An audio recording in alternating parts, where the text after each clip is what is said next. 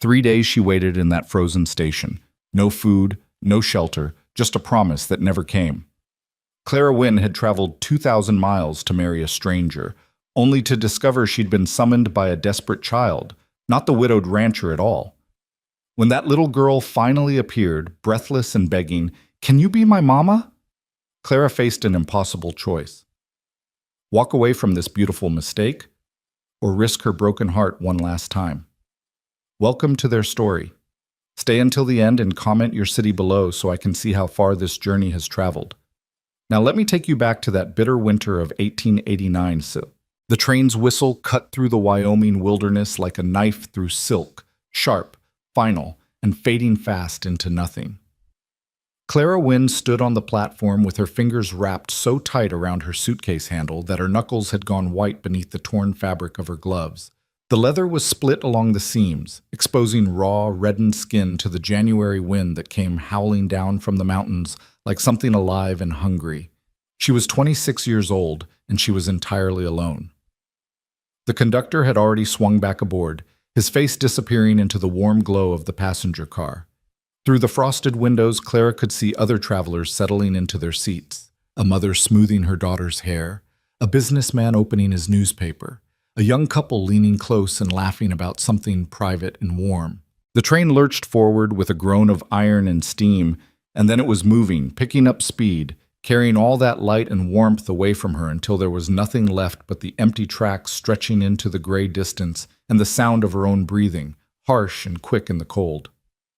The station was hardly more than a shed, weathered pine boards silvered by years of mountain weather, a single bench beneath an overhang that did almost nothing to keep out the snow. A hand-painted sign above the door read Copper Ridge Station, but the paint was so faded that Clara had to squint to make out the letters. There was supposed to be a station master, but the small office was dark, the door hanging slightly ajar and banging in the wind with a rhythm that set her teeth on edge. She stood there for a long moment, watching the train disappear around the bend where the tracks cut between two massive shoulders of stone. When the last wisp of steam finally vanished, the silence that rushed in to fill its place was so complete it felt like drowning. Clara set her suitcase down on the platform and pulled the letter from her coat pocket. The paper was soft from being folded and unfolded so many times, the ink slightly smeared where her thumb had worried at it during the long journey west. She didn't need to read it again, she had every word memorized, but she looked at it anyway, as if the act of seeing the handwriting might somehow make it more real, might conjure the man who was supposed to be here waiting for her. "Dear Miss Wynne," it began, in a hand that was careful and deliberate, each letter formed with the kind of precision that suggested the writer was unused to putting pen to paper. "I am in need of a wife. My daughter needs a mother. If you are willing to come west and make a home with us, I promise you will want for nothing. I am a rancher with good land and a sound house. I cannot promise you romance, but I can promise you respect, provision, and a place to belong. If this suits you, come to Copper Ridge Station on January 15th. I will be there to meet you. Yours in hope, Elias Turner." January 15th, today. Clara looked up from the letter to the empty platform, to the snow-covered road that wound away from the station toward what she assumed was the town proper, though she couldn't see any buildings from here. The landscape was vast and white and silent, mountains rising like broken teeth against a sky the color of old pewter, stands of pines so dark they were nearly black, and everywhere the snow, falling steadily now in thick, wet flakes that caught in her eyelashes and melted on her cheeks like tears. No one was coming. The realization settled over her slowly, the way cold seeps through layers of clothing when you've been standing still too long. It started as a small, tight knot of anxiety in her chest, then spread outward until her whole body felt heavy with it. She had sold everything she owned to buy the train ticket west. She had said goodbye to the tiny boarding house room in Boston where she'd lived for the past 2 years, to the other shop girls who'd wished her well with voices full of envy and doubt. She had sat up through 3 nights of travel, too nervous to sleep, imagining the life that waited for her at the end of the line. A husband, a home, a child who would call her mother. She had imagined wrong. Clara picked up her suitcase and walked to the bench, her boots crunching in the fresh snow. She brushed off the seat and sat down, arranging her skirts carefully around her legs for whatever warmth they might provide. The wind cut through her wool coat as if it were made of paper. She had a shawl in her suitcase, but the thought of opening it here, of admitting she would be staying long enough to need more layers, felt like giving up. So she sat and she waited, and she told herself that there must be a reasonable explanation. Perhaps his wagon had broken a wheel. Perhaps the snow had delayed him. Perhaps he was coming even now, would appear at any moment with apologies and explanations, and they would laugh about this someday. Remember that terrible first day when I nearly froze to death waiting for you? The afternoon faded into evening. The snow kept falling. The station master never appeared, and neither did Elias Turner. When the light finally failed completely, Clara did open her suitcase. She pulled out her shawl and wrapped it around her shoulders, then took out the small bundle of food she'd packed for the journey, a heel of bread, gone stale now, and a wedge of cheese that had seen better days. She ate slowly, mechanically, tasting nothing. The cold had moved from her fingers and toes into her core, settling deep in her bones. She thought about the letter tucked back into her pocket. I promise you will want for nothing. Well, that promise was already broken. As night fell, the temperature dropped. Clara had never known cold like this, the kind that makes your breath freeze in your lungs, that turns your fingers so numb you can't feel them anymore, and you have to look down to check if you're still holding onto your suitcase. She pulled her knees up to her chest and wrapped her arms around them, trying to make herself as small as possible, trying to conserve whatever warmth her body still produced. She must have dozed. She couldn't call it sleep, not really, just a kind of gray semi-consciousness where the cold and the darkness and the sound of the wind all blurred together. When she jerked awake, she couldn't immediately remember where she was. Then it all came back in a rush. The empty platform, the letter, the terrible understanding that she had come all this way for nothing. The sky was beginning to lighten, just barely, turning from black to the deep blue that comes before dawn. Clara's whole body ached. Her fingers were so stiff she could barely move them. When she tried to stand, her legs nearly gave out beneath her, and she had to grab the edge of the bench to keep from falling. She needed to move, needed to get her blood flowing before the cold finished what it had started. She stamped her feet and swung her arms, feeling pins and needles shoot through her extremities as the circulation slowly returned. It hurt so badly she wanted to cry, but she was too cold even for tears. The second day was worse than the first. The station remained empty. No trains came. The schedule Clara had studied so carefully back in Boston apparently didn't account for winter storms in Wyoming. No one walked up the road from town. The station master's office stayed dark and silent. Clara was completely, utterly alone. She rationed her food carefully, knowing she'd need to make it last. By mid-morning, she'd finished the bread and cheese. All she had left was half an apple, bruised and withered, and a few sips of water in her canteen that sloshed with chips of ice. She couldn't feel her feet anymore. Her lips were cracked and bleeding from the cold and the wind. When she tried to stand again, the world tilted sickeningly, and she had to sit back down fast, her head spinning. Hunger gnawed at her stomach like a living thing. Cold had become her constant companion, so familiar now that she almost couldn't remember what warmth felt like. But worse than either of those was the shame that burned in her chest like a coal, hot and bitter and choking. What kind of man makes a promise like that and then simply doesn't come? What kind of woman is fool enough to travel 2,000 miles for a man she's never met? Clara pulled the letter out again with fingers that could barely grip the paper. She stared at those careful words, I promise you will want for nothing, and felt something crack inside her chest.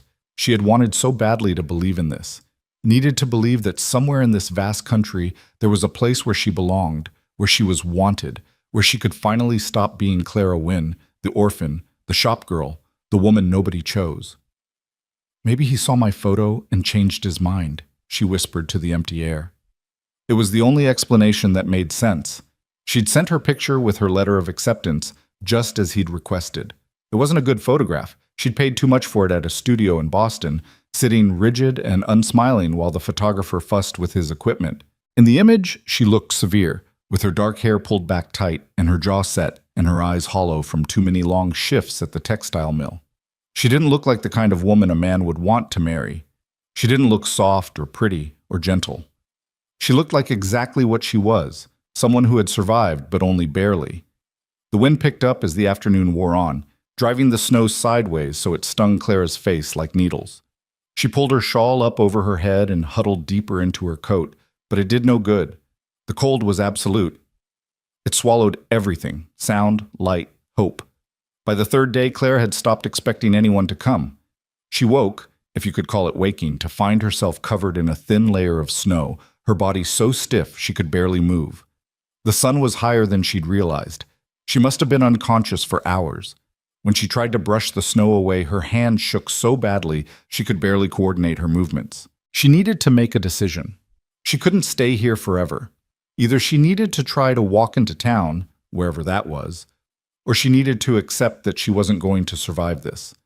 The thought came to her with surprising clarity. She might die here. She might actually die here, alone on this frozen platform, waiting for a man who was never coming. The strange thing was how little emotion accompanied the thought. She wasn't frightened, exactly. She was too cold and too tired for fear. There was almost a relief to it, the idea that the struggle might finally be over, that she could stop fighting and just let the cold have her. But then, beneath the numbness, something else stirred. It felt like anger, but fiercer than that. Hotter. Clara Wynne had survived too much to die on a train platform in Wyoming. She'd survived the orphanage where she'd been raised after her parents died of fever when she was 6. She'd survived 10 years in that place, with its thin gruel and thinner blankets, its hard beds and harder matrons. She'd survived going into service at 16, working 16-hour days in houses where she was invisible, where she scrubbed floors until her hands bled and was expected to be grateful for the privilege. She'd survived the textile mill in Boston, the machines that ate fingers and lives, the air so thick with cotton dust you could barely breathe, the foreman who thought the girls who worked for him were his to touch however he pleased. She'd survived all of that, and she'd done it alone, with nothing but her own stubborn will to keep going. She wasn't going to give up now. Clara forced herself to stand. Her legs trembled beneath her. The world swayed and blurred, going gray at the edges. She grabbed her suitcase with fingers that could barely close around the handle and took one step, then another. She didn't know where she was going, just away from the station, toward the road, toward whatever came next. She made it maybe 10 feet before her knees buckled. She went down hard, landing in the snow with an impact that knocked the breath from her lungs. For a long moment, she just lay there, cheek pressed against the cold ground, watching snowflakes fall past her eyes. They were beautiful, she realized distantly. Each one different, intricate, perfect. She wondered if this was what people saw when they died. Small, beautiful details that they'd been too busy to notice while they were living. She was just starting to close her eyes when she heard it. The sound of boots crunching in snow. At first, Clara thought she was imagining it. 3 days of cold and hunger and disappointment had left her half delirious. But then she heard it again, crunch, crunch, crunch, getting closer. She tried to lift her head, but she didn't have the strength. All she could do was lie there in the snow and wait and hope that whoever was coming might show her mercy. The footsteps stopped. There was a long pause, then a small, breathless voice. "That's her! That's the lady from the picture!" Clara's heart gave a painful lurch. A child. It was a child's voice. With an enormous effort, she managed to roll onto her back. The movement sent sparks of pain through her frozen limbs, but she barely felt them. All her attention was fixed on the figure standing above her. A little girl in a wool bonnet, her cheeks flushed bright pink from the cold, her eyes wide and wondering. Behind the child, a man stood silhouetted against the gray sky. He was tall, broad-shouldered, with dark hair and a beard. He wore a heavy coat and carried himself with the kind of solid presence that suggested he spent his days doing hard physical work. He was staring down at Clara with an expression of complete bewilderment. Clara's voice came out as barely a whisper, rough and cracked from disuse. She swallowed hard and tried again. "I'm your mail-order bride. I got your letter." The man took a step closer, his boots crunching in the snow beside her head. Up close, she could see his face more clearly, strong features, weathered by sun and wind, and eyes that were a startling pale blue against his tanned skin. He looked to be in his mid-30s, maybe a bit older. There were lines around his mouth and between his brows that suggested he didn't smile much. "Ma'am." He crouched down beside her, and his voice was deep and careful, like someone trying not to spook a frightened animal. I never wrote you. The words hit Clara like a physical blow. For a moment she couldn't breathe, couldn't think. The edges of her vision went dark, and she thought she might actually faint. I did, the little girl said suddenly. Her voice was small and trembling, but determined. I wrote the letter. Mrs. Dallow helped me spell the words. She looked up at the man, her father, Clara realized, with tears starting to spill down her flushed cheeks. I just wanted a mama. I'm sorry, Papa. I'm so sorry, but I wanted a mama so bad. The silence that followed was absolute. The man, Elias Turner, if the letter had told the truth about at least that much, stared at his daughter with an expression Clara couldn't quite read. Shock, certainly. But beneath that, something that looked almost like pain. He opened his mouth, closed it again, then looked back down at Clara with those pale blue eyes. How long have you been here? He asked quietly. 3 days. Clara's voice was barely audible, even to herself. I came on the 15th, like the letter said. She watched something change in his face, the shock giving way to horror as he seemed to realize what that meant. 3 days, in this cold, with no shelter and no food.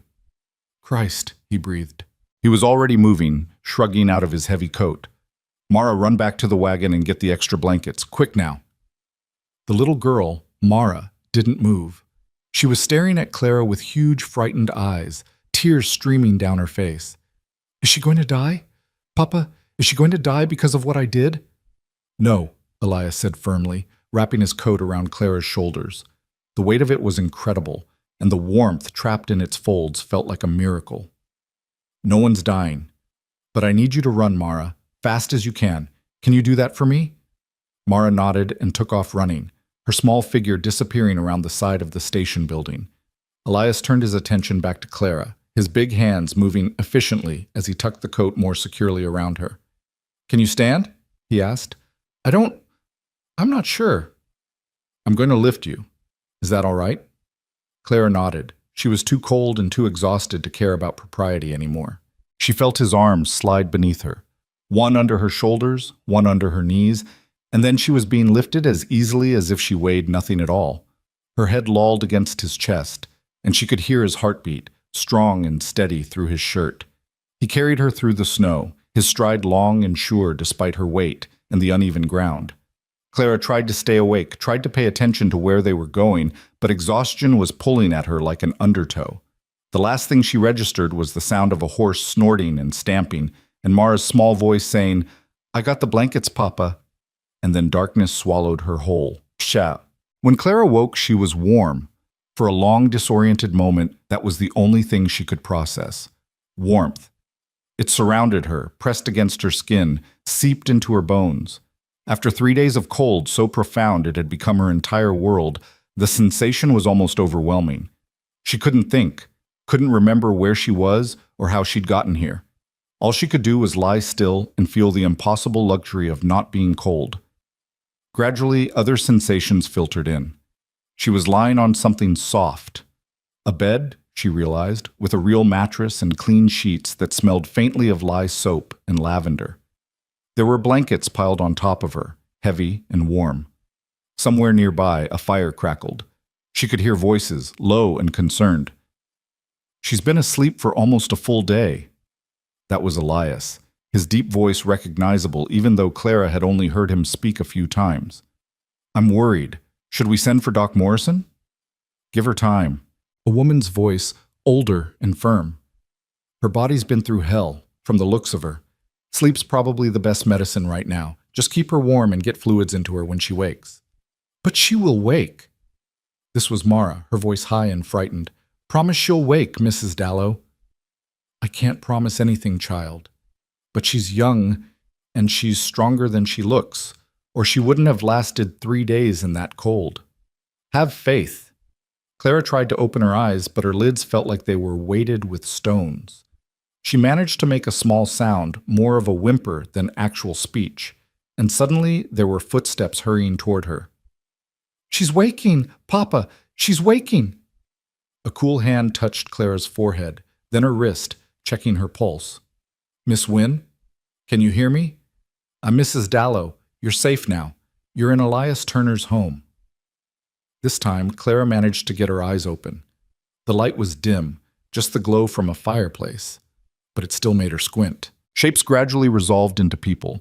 An elderly woman with steel-gray hair and kind eyes bending over her, Elias standing a few feet back with his arms crossed and his expression tight with concern, and Mara hovering at the foot of the bed, her small hands gripping the wooden footboard so hard her knuckles were white.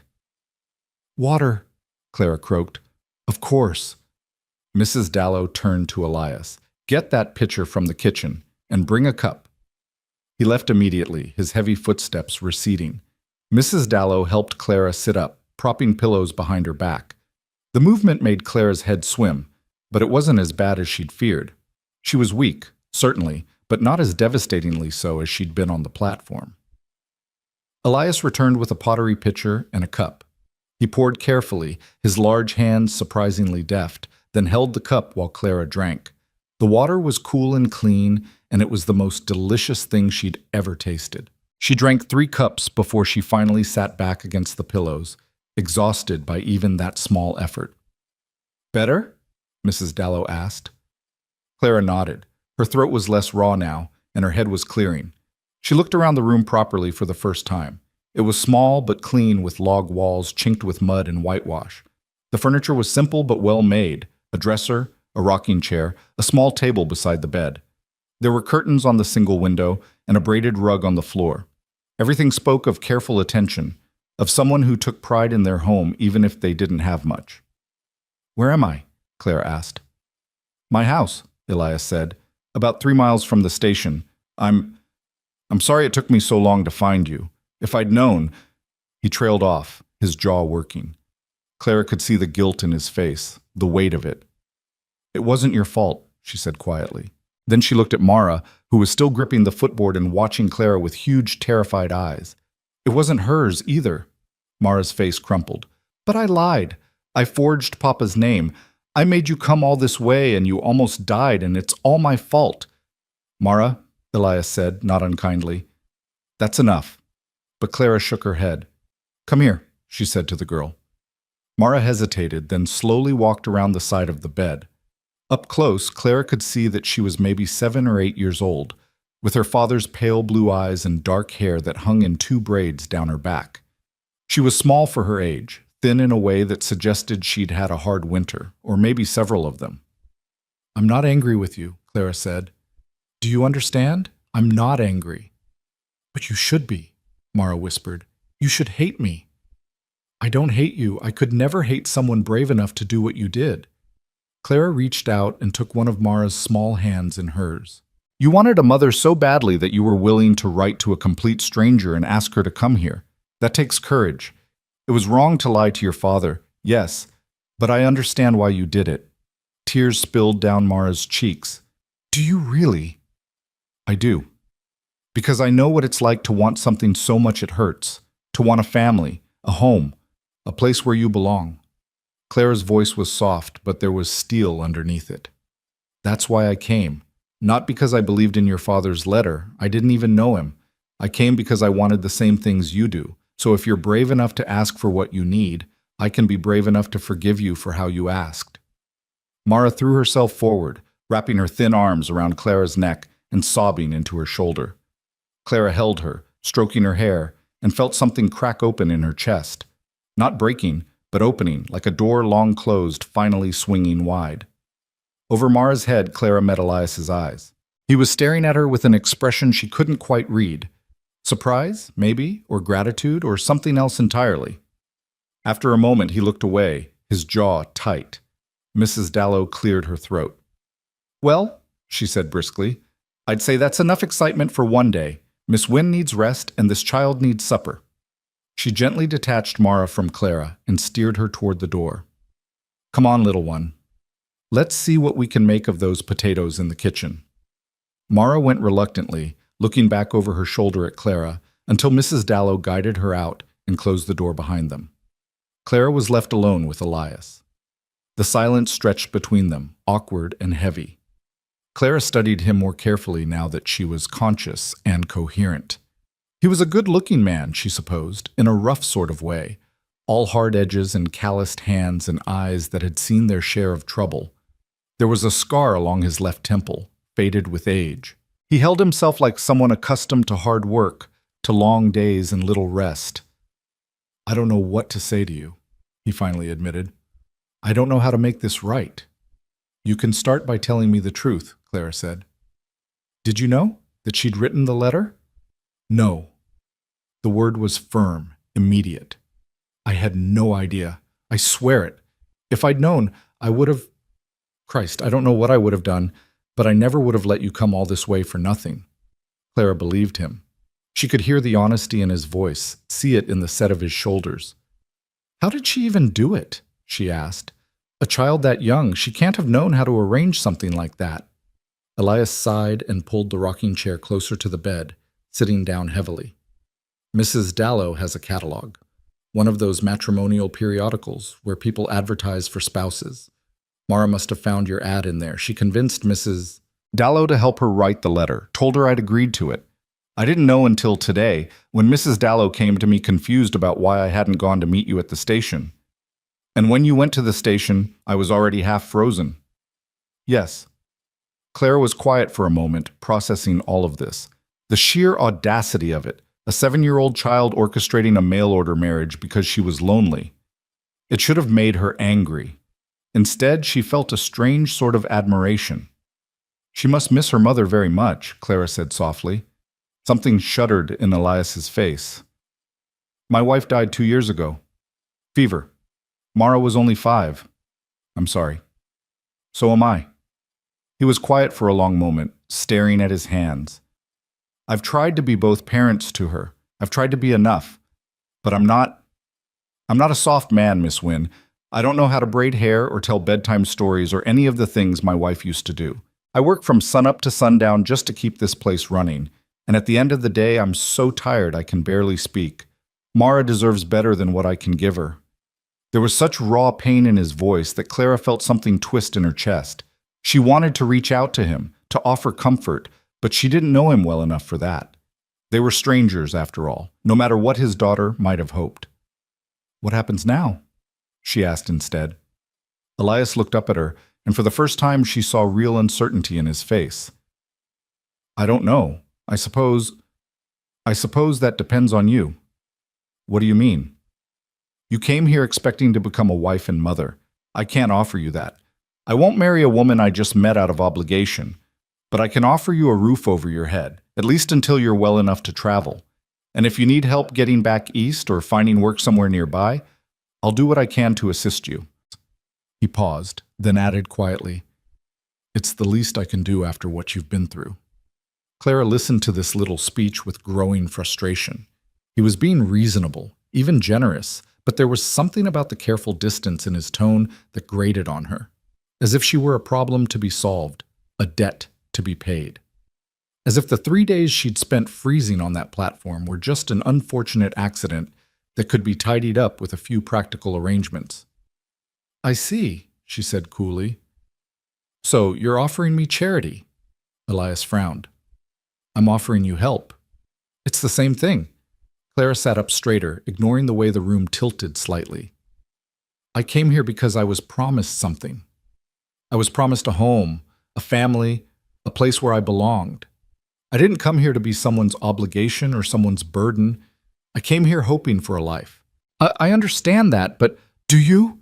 Claire's voice was sharper now, months of frustration and disappointment bleeding through. "Do you understand what it's like to have nothing? To be so desperate for something better that you'll travel 2,000 miles to marry a stranger?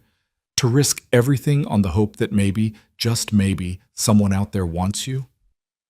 Elias was quiet for a long moment. When he spoke, his voice was gentle.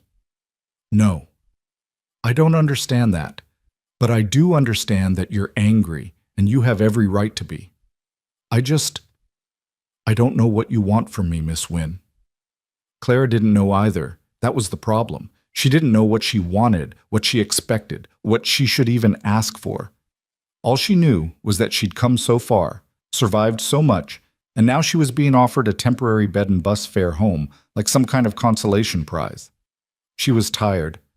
God, she was so tired. I need to rest, she said finally, her anger deflating as quickly as it had risen. Can we talk about this later? Of course. Elias stood up, the chair creaking as his weight left it. Get some sleep. Mrs. Dallow will check on you in a few hours. Make sure you're eating and drinking enough. And Miss Wynne? She looked up at him. Thank you for being kind to Mara. She's been so scared since we found you. Thought you'd hate her. You could have been cruel and you weren't. I won't forget that. He left before Clara could respond, closing the door quietly behind him. Alone in the dim room, Clara lay back against the pillows and stared at the ceiling. The firelight played across the rough-hewn beams, casting shifting shadows. She could hear voices in another part of the house. Mrs. Dallow's firm tones, Mara's higher voice asking questions, Elias's deep rumble in response. The sounds of a family, however fractured. She closed her eyes and felt tears slide down her temples into her hair. She'd come so far, survived so much. And now she didn't know what came next. All she knew was that she was too tired, too hurt, and too proud to accept charity from a man who saw her as a problem to be solved.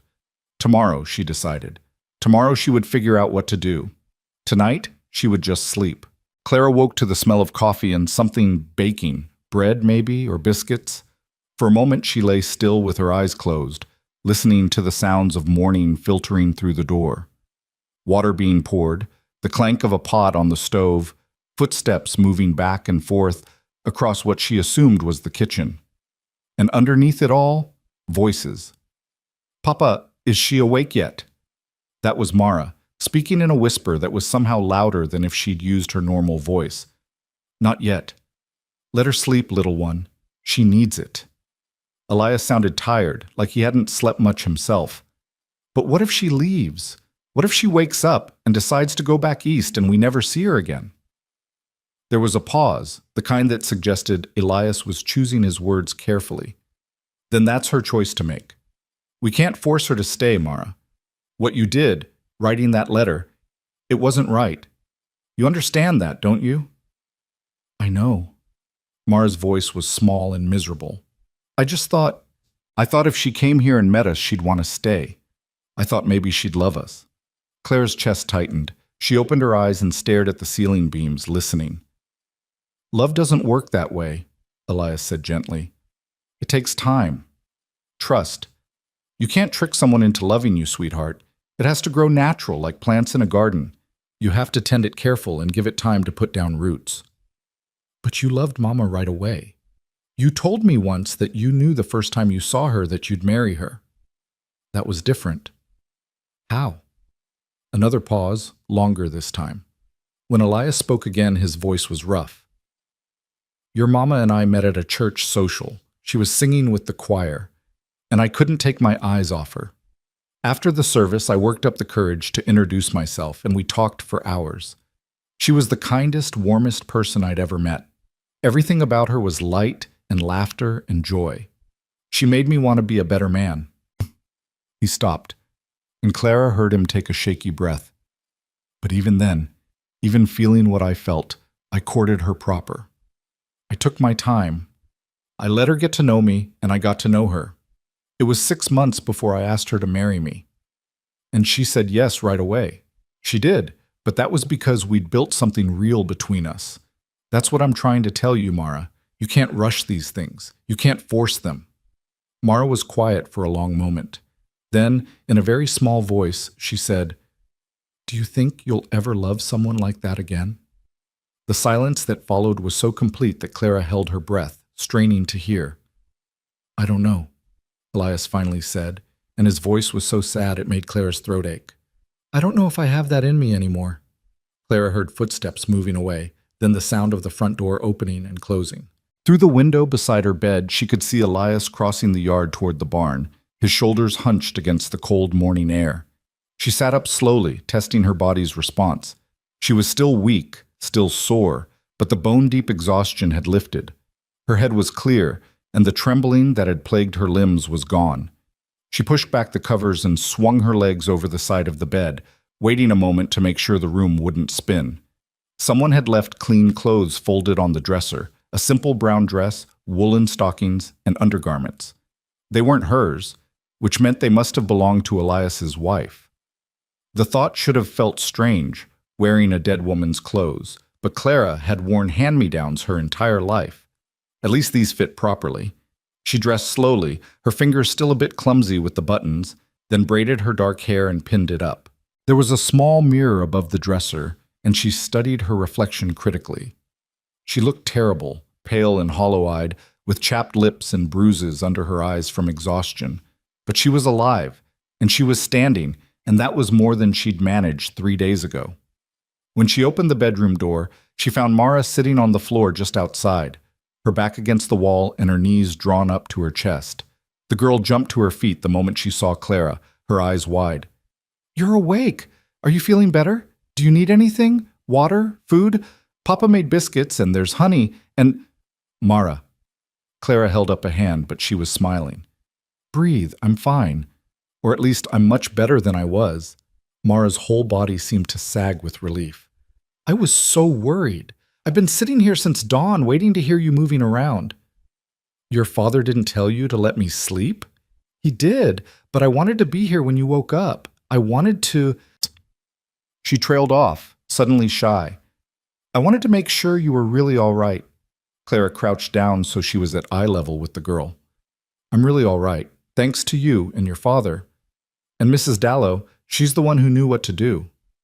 "Then I owe her my thanks as well." Clara straightened up, her knees protesting the movement. "Is she still here?" "No, she went home last night after you fell asleep, but she'll be back later to check on you. She always keeps her promises." Mara reached out hesitantly, then took Clara's hand. "Come to the kitchen. You need to eat. Papa says you probably haven't had a proper meal in days." She wasn't wrong. Clara's stomach was a tight knot of hunger, and the smell of those biscuits was making her lightheaded. She let Mara lead her through the small house, taking in her surroundings properly for the first time. It was a simple cabin, just 4 rooms from what she could see. The bedroom where she'd slept, another smaller bedroom that must belong to Mara, and a main room that served as both kitchen and living area, with a stone fireplace taking up most of one wall. Everything was clean and orderly, but there was a bareness to it that spoke of loss. No curtains on some of the windows, no decorations on the walls. The furniture was functional but sparse, as if someone had taken away half of what had once been there, and no one had thought to replace it. The kitchen table was set for 3, with mismatched plates and cups. A pot of coffee sat warming on the stove, and a basket of biscuits sat in the center of the table, steam still rising from them. There was butter, honey, and a small jar of what looked like strawberry preserves. "Sit! Sit!" Mara pulled out a chair for Clara, then scurried around getting things ready. She poured coffee, too much cream, but Clara didn't have the heart to say anything, and loaded a plate with biscuits. "Papa went to feed the animals, but he'll be back soon. He said I should make sure you ate something the minute you woke up." Clara took a bite of biscuit and nearly groaned. It was still warm from the oven, flaky and tender, with a hint of salt that made the butter and honey sing. She ate 3 before she even realized what she was doing, her body crying out for sustenance after days of deprivation. Mara watched her with undisguised satisfaction. "Papa's a really good cook. He learned from his mother back in Ohio. She ran a boarding house, and she taught him how to make all kinds of things. Not fancy things, but good solid food that sticks to your ribs.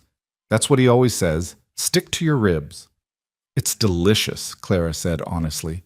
"Best biscuits I've had in years." Mara beamed, then her expression turned serious. "Miss Wynne, I need to ask you something." "Clara.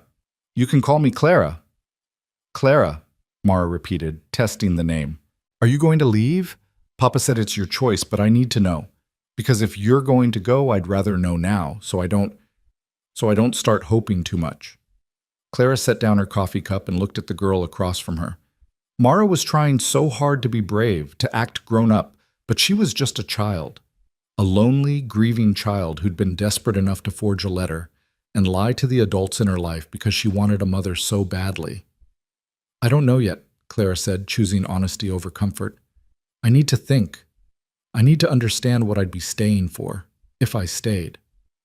"You'd be staying for us, for me and Papa." "I'd be staying as what, though? Your father made it clear he's not looking for a wife, and I didn't come all this way to be a housekeeper or a hired girl. I've been that before. I won't be that again." Mara's face fell. So you are leaving? I didn't say that. I said I need to think. Clara reached across the table and took the girl's hand. Mara, what you did, bringing me here, it was brave and it was desperate, and I understand why you did it. But you have to understand something, too. You can't build a family on a lie, even a well-meaning one. Your father and I, we're strangers. We don't know each other. We don't owe each other anything. If I stay, it has to be because we both choose it, not because you tricked us into it, and not because your father feels obligated to take care of me. But you could choose it, Mara said urgently. If you gave us a chance, if you stayed long enough to really know us, you could choose to stay. Couldn't you?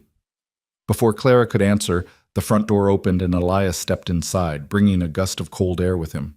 He stopped when he saw Clara sitting at the table, his expression unreadable. Miss Wynne, you're up. Clara, please, I think we're past formalities at this point. He nodded, closing the door behind him and hanging his coat on a peg. Clara, how are you feeling? Better, weak, but better. Your biscuits helped. Something that might have been a smile flickered across his face. They're nothing special, just flour and lard. They're perfect, Clara said firmly. Thank you. For this and for everything else. Taking me in, caring for me. I know I'm not your responsibility. Elias crossed to the stove and poured himself coffee, taking his time about it. When he finally turned to face her, his expression was carefully neutral. We need to talk about what happens next. I know. Mara, why don't you go gather the eggs? I saw a few in the henhouse this morning. But, Papa, now, please. Mara shot Clara one last pleading look, then grabbed a basket from beside the door and slipped outside. The moment she was gone, the atmosphere in the room shifted. Elias took a seat at the table across from Clara, wrapping his hands around his coffee cup. I've been thinking, he said slowly, about what you said yesterday, about not wanting charity. I meant it. I know you did, and I respect that. But here's the thing, Miss Clara. You're in a difficult position. You're 2,000 miles from where you started, in the middle of winter, with no money and nowhere to go. Those are just facts. I'm not saying them to make you feel bad. I'm saying them because we need to be practical about this. Clara felt her spine stiffen. I'm well aware of my situation, thank you. I'm sure you are. So let me lay out what I'm thinking, and you can tell me if it makes sense. He took a sip of coffee, then continued. You need a place to stay, at least until spring. The roads are barely passable right now, and they'll only get worse as winter goes on. Even if you wanted to leave tomorrow, it wouldn't be safe. So that's 4, maybe 5 months we're talking about. I won't accept charity for 5 months. I'm not offering charity, I'm offering work. He leaned forward slightly. This house needs help. I'll be honest with you. Since my wife died, things have gotten away from me. I work the ranch from sunup to sundown, and I do my best with the cooking and the cleaning, but it's not enough. Mara needs supervision. She needs someone to teach her things I don't know how to teach. The house needs a woman's touch. And I need... He paused, seeming to struggle with the words. I need help. I'm drowning here, and I'm too proud to admit it most of the time, but I'm admitting it now. Clara studied him carefully. What exactly are you proposing? Stay through the winter, help with the house, with Mara, with the things I can't manage on my own. In exchange, you get room and board, and I'll pay you a wage. Nothing fancy, but enough that by spring you'll have money in your pocket. Enough to decide what comes next on your own terms, without desperation making the choice for you. It was a reasonable offer. More than reasonable, actually, but something about it still rankled. So I'd be your housekeeper. You'd be Elias frowned, searching for words. You'd be someone who lives here and helps run this household. That's different from being hired help. Is it? I think so. Hired help has set hours and specific duties. What I'm talking about is more flexible. You'd be part of the household, part of the family, in a way, but not actually family. The words hung in the air between them, sharp and pointed. Elias's jaw tightened. No, he said quietly. Not actually family. I won't lie to you and pretend this is something it's not. I barely know you. You barely know me. I'm not going to marry you just because my daughter wrote you a letter. I'm not asking you to marry me. Aren't you? Clara felt heat rise in her cheeks. I came here expecting to be a wife and mother. Yes, that's what your daughter's letter promised.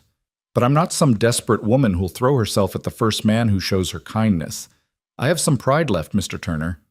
Elias, and I know you do. That's one of the first things I noticed about you. That pride. You've got a spine of steel. He set down his coffee cup. Look, I'm not trying to insult you. I'm trying to find a solution that works for both of us. You need somewhere to stay. I need help. That's not charity or obligation. That's just two people helping each other out. Clara wanted to argue, wanted to throw his practical solution back in his face and tell him she didn't need his help. But the truth was, she did need it. She had nowhere else to go, no other options. And 5 months from now, with money saved and spring coming, she'd be in a much better position to decide her future.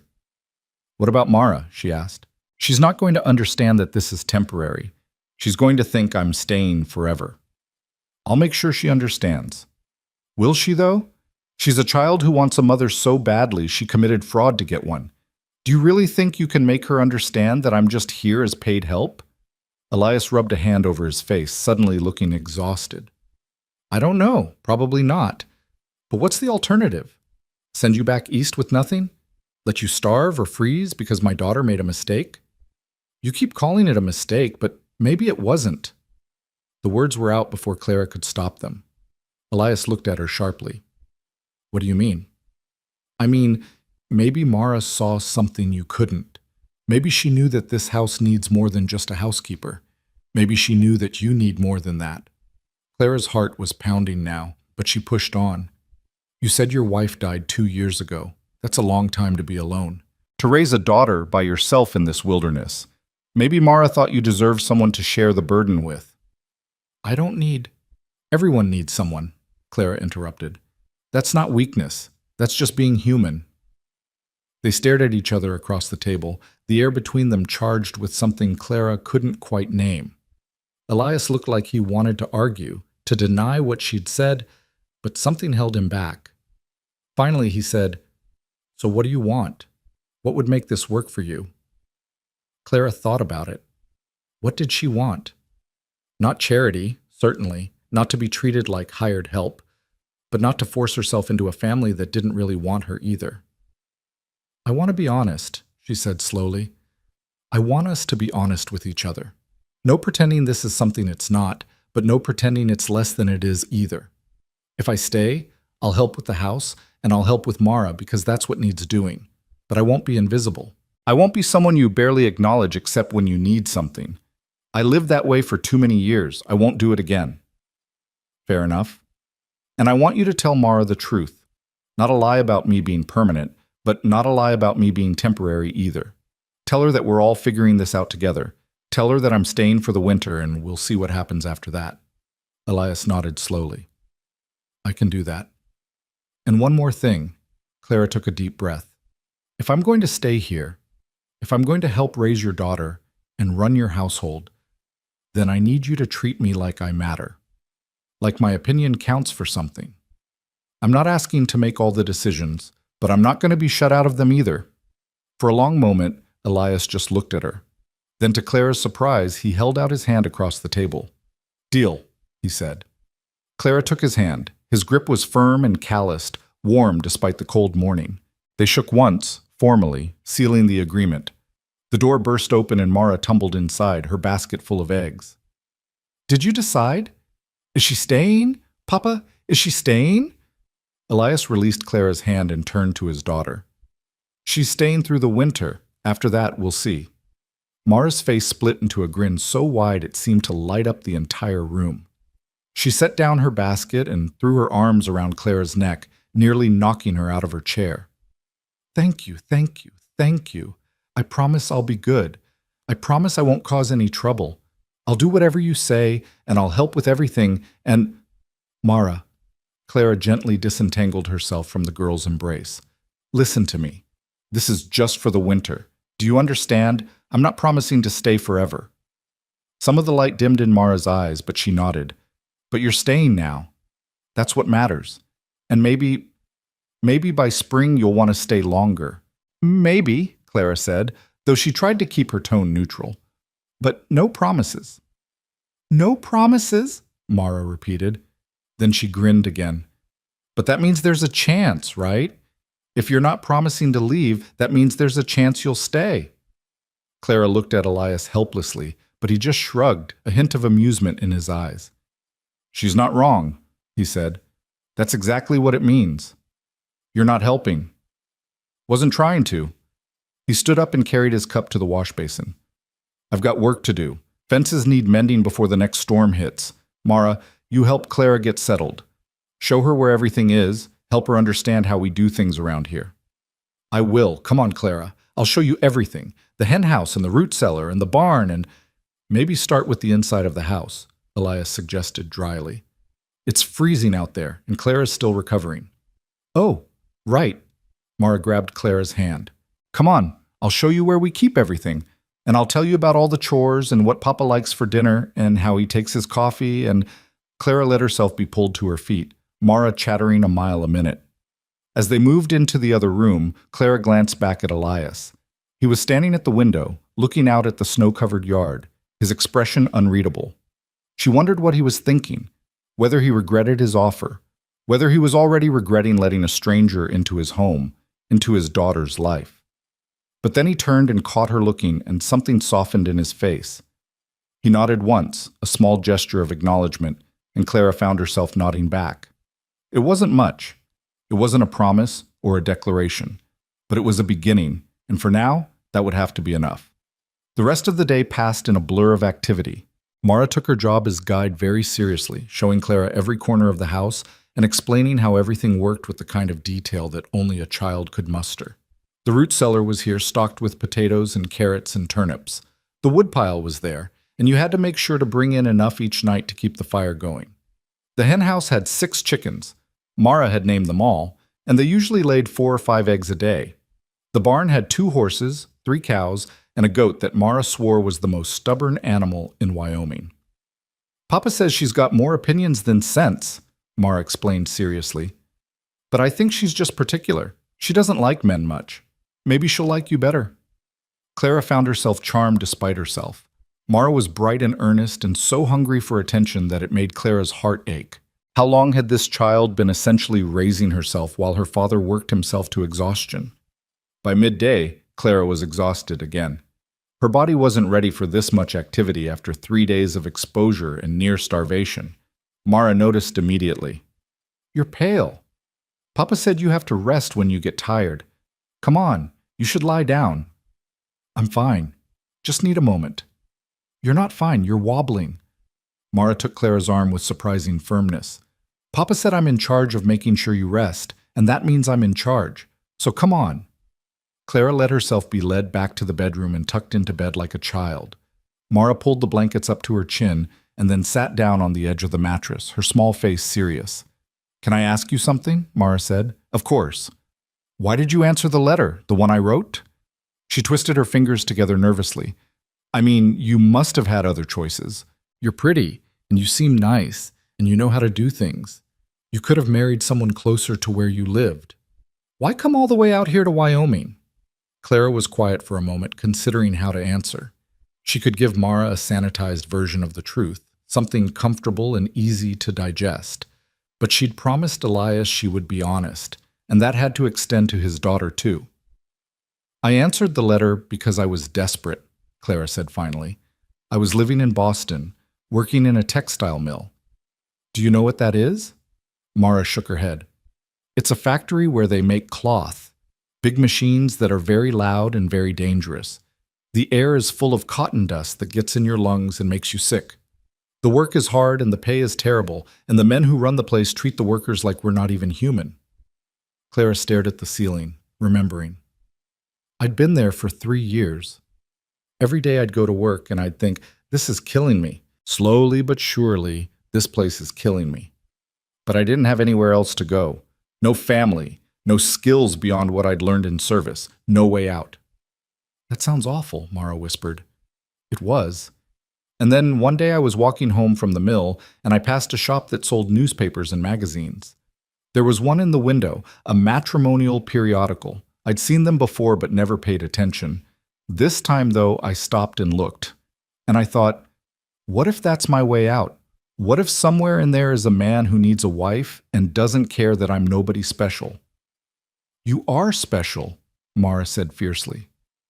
Clara smiled. That's kind of you to say. But the point is, I bought the magazine and I looked through all the advertisements. There were dozens of them. Men from all over the country, looking for wives. Some of them sounded cruel. Some of them sounded desperate in ways that frightened me. But the letter I thought was from your father. She paused. It sounded kind. It sounded like someone who needed help but wasn't trying to own someone. So I wrote back. And when the response came saying, yes, come to Wyoming, I sold everything I owned and bought a train ticket. You gave up everything to come here. I did. Because staying where I was felt like dying slowly. Coming here felt like a chance to live. Clara looked at Mara seriously. That's why I was so angry when I realized the letter was a trick. Not because I was angry at you, but because I thought I'd lost my only chance at something better. Mara's eyes filled with tears. I'm sorry. I'm so sorry. I didn't think about what it would mean to you. I just thought about what I wanted. I know. That's what children do. They think about themselves first. That's normal. But now you know better, right? Now you understand that your actions affect other people. I do. I promise I do. Mara wiped her eyes. Is that why you decided to stay? Because you still need a way out? It was a perceptive question, more so than Clara would have expected from a 7-year-old. She considered lying, but honesty had served her well so far. Partly, she admitted, but also because I like you, and because I think your father is a good man who's trying his best in a hard situation, and because, she hesitated, because I'm tired of running. I'm tired of survival being the only thing I do. I want to live, Mara, really live. And maybe this house, this family, maybe this is where I can figure out how to do that. Mara threw herself forward, hugging Clara tightly. I'll help you. I'll help you figure out how to live. And you can help me and Papa too. We can all help each other. That's the idea, Clara said softly, stroking the girl's hair. They stayed like that for a long moment until Clara's eyes started to drift closed. Mara pulled back and tucked the blankets around her again. Sleep now, she said, sounding so much like a little mother that Clara had to smile. I'll wake you when dinner's ready. Clara slept dreamlessly, and when she woke it was to the sound of Elias and Mara talking quietly in the main room. She lay still for a moment, listening. She's nice, Papa, really nice, and she tells the truth. I like that. I'm glad. Elias's voice was warm when he spoke to his daughter, Clara noticed, completely different from the careful neutrality he used with her. But remember what we talked about. She's staying for the winter. That doesn't mean forever. I know, but it's a start, isn't it? It's a start, Elias agreed. Now, set the table. We're having stew tonight. Clara got up and dressed, then joined them in the main room. Elias glanced up from the pot he was stirring, and something flickered across his face. Relief, maybe, or something else she couldn't quite identify. Good timing, he said. Food's almost ready. They ate together. The three of them crowded around the small table. The stew was hearty and filling, thick with meat and vegetables. Mara kept up a steady stream of chatter, telling her father about everything she'd shown Clara that day. Elias listened patiently, occasionally asking questions or offering corrections. Clara watched them together and felt something shift in her chest. This was a family, however broken, a father and daughter doing their best to take care of each other. And for the next few months, she would be part of it. The thought should have terrified her. Instead, it felt like the first deep breath she'd taken in years. After dinner, Mara helped Clara wash the dishes while Elias tended the fire. Then Mara announced it was time for bed, kissed her father goodnight, and surprised Clara by kissing her cheek too before disappearing into her small bedroom. Clara and Elias were left alone in the firelight. She's a good child, Clara said quietly. She is. Gets lonely out here, though. Not many other kids around. Elias poked at the fire, sending sparks spiraling up the chimney. That's part of why she did what she did, I think. Desperation. I understand desperation. I know you do. He set down the poker and turned to face her. Thank you for agreeing to stay, for being kind to her, for all of it. You don't need to thank me. We made a deal. You're giving me room and board and wages. I'm giving you help with the house and with Mara. It's fair. It's more than fair. You could have left. Could have demanded I pay for your passage back east and washed your hands of us. Instead, you're staying in a place you never meant to be, with people you never meant to meet. He paused. That takes courage. Clara felt heat creep into her cheeks. Or stupidity. No, courage. His pale blue eyes were steady on hers. You're braver than you think, Clara Wynne. She didn't know what to say to that, so she just nodded and said goodnight, retreating to her room before the conversation could go anywhere more complicated. But as she lay in bed that night, staring at the dark ceiling and listening to the wind howl around the eaves, she thought about what he'd said. Brave. No one had ever called her that before. She'd been called stubborn, proud, difficult, but never brave. Maybe he was right. Maybe it took courage to stay in a place where you weren't quite wanted, to try to build something from nothing, to risk your heart one more time after it had been broken so many ways. Or maybe it was just desperation dressed up in prettier words. Either way, she was here now, and she would make the best of it. That was the only choice she had left. The first week passed in a rhythm that felt almost normal. Clara woke each morning to the sound of Elias stoking the fire, dressed in the dim pre-dawn light, and joined him in the kitchen where they worked in companionable silence preparing breakfast. He was teaching her how he liked things done, not in a controlling way, but in the manner of someone sharing knowledge about a life she was now part of. The coffee needed to be strong enough to stand a spoon in. The biscuits had to be rolled thin or they'd be too heavy. The bacon should be crispy, not chewy. In turn, Clara showed him small improvements she'd learned in her years of service. How to make the fire burn hotter with less wood. How to organize the pantry so nothing got forgotten and wasted. How to mend clothes so the patches were nearly invisible. They didn't talk much during these early morning hours. Words seemed unnecessary, even intrusive, but there was a comfort in the shared work, in the knowledge that neither of them was facing the day alone anymore. Mara was a different story. The child was a constant stream of energy and questions, following Clara from room to room like a devoted shadow. She wanted to help with everything, washing clothes, churning butter, feeding the chickens, kneading bread.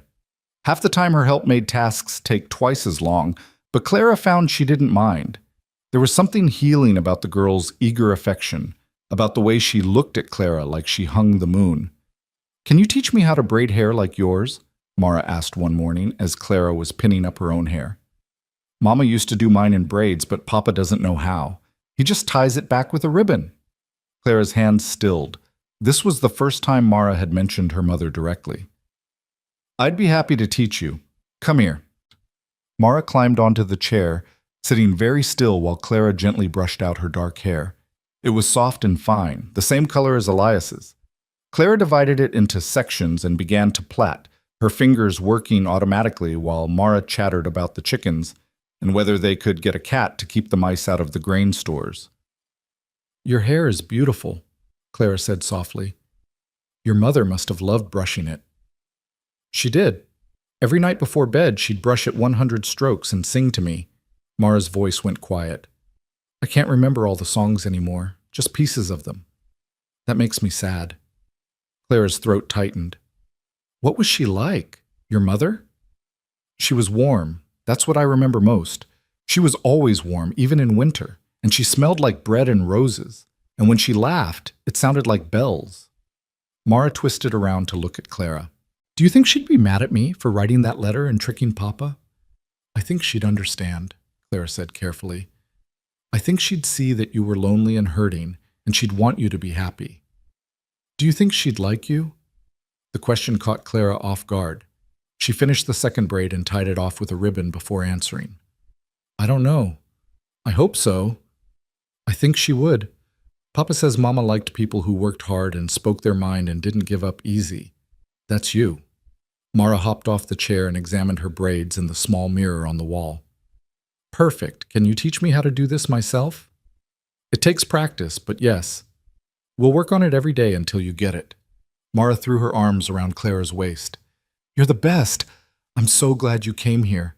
Clara hugged her back, blinking against the sudden sting in her eyes. "So am I, sweetheart. So am I." But not everything was easy. There were moments when Clara felt like an intruder, when she'd walk into a room and Elias would stop talking mid-sentence, or when she'd suggest a change to the routine and see resistance flash across his face. The house still belonged to his wife in many ways. Her recipes were the ones they cooked from. Her clothes were the ones Clara wore. Her absence was a presence they all felt, but no one acknowledged.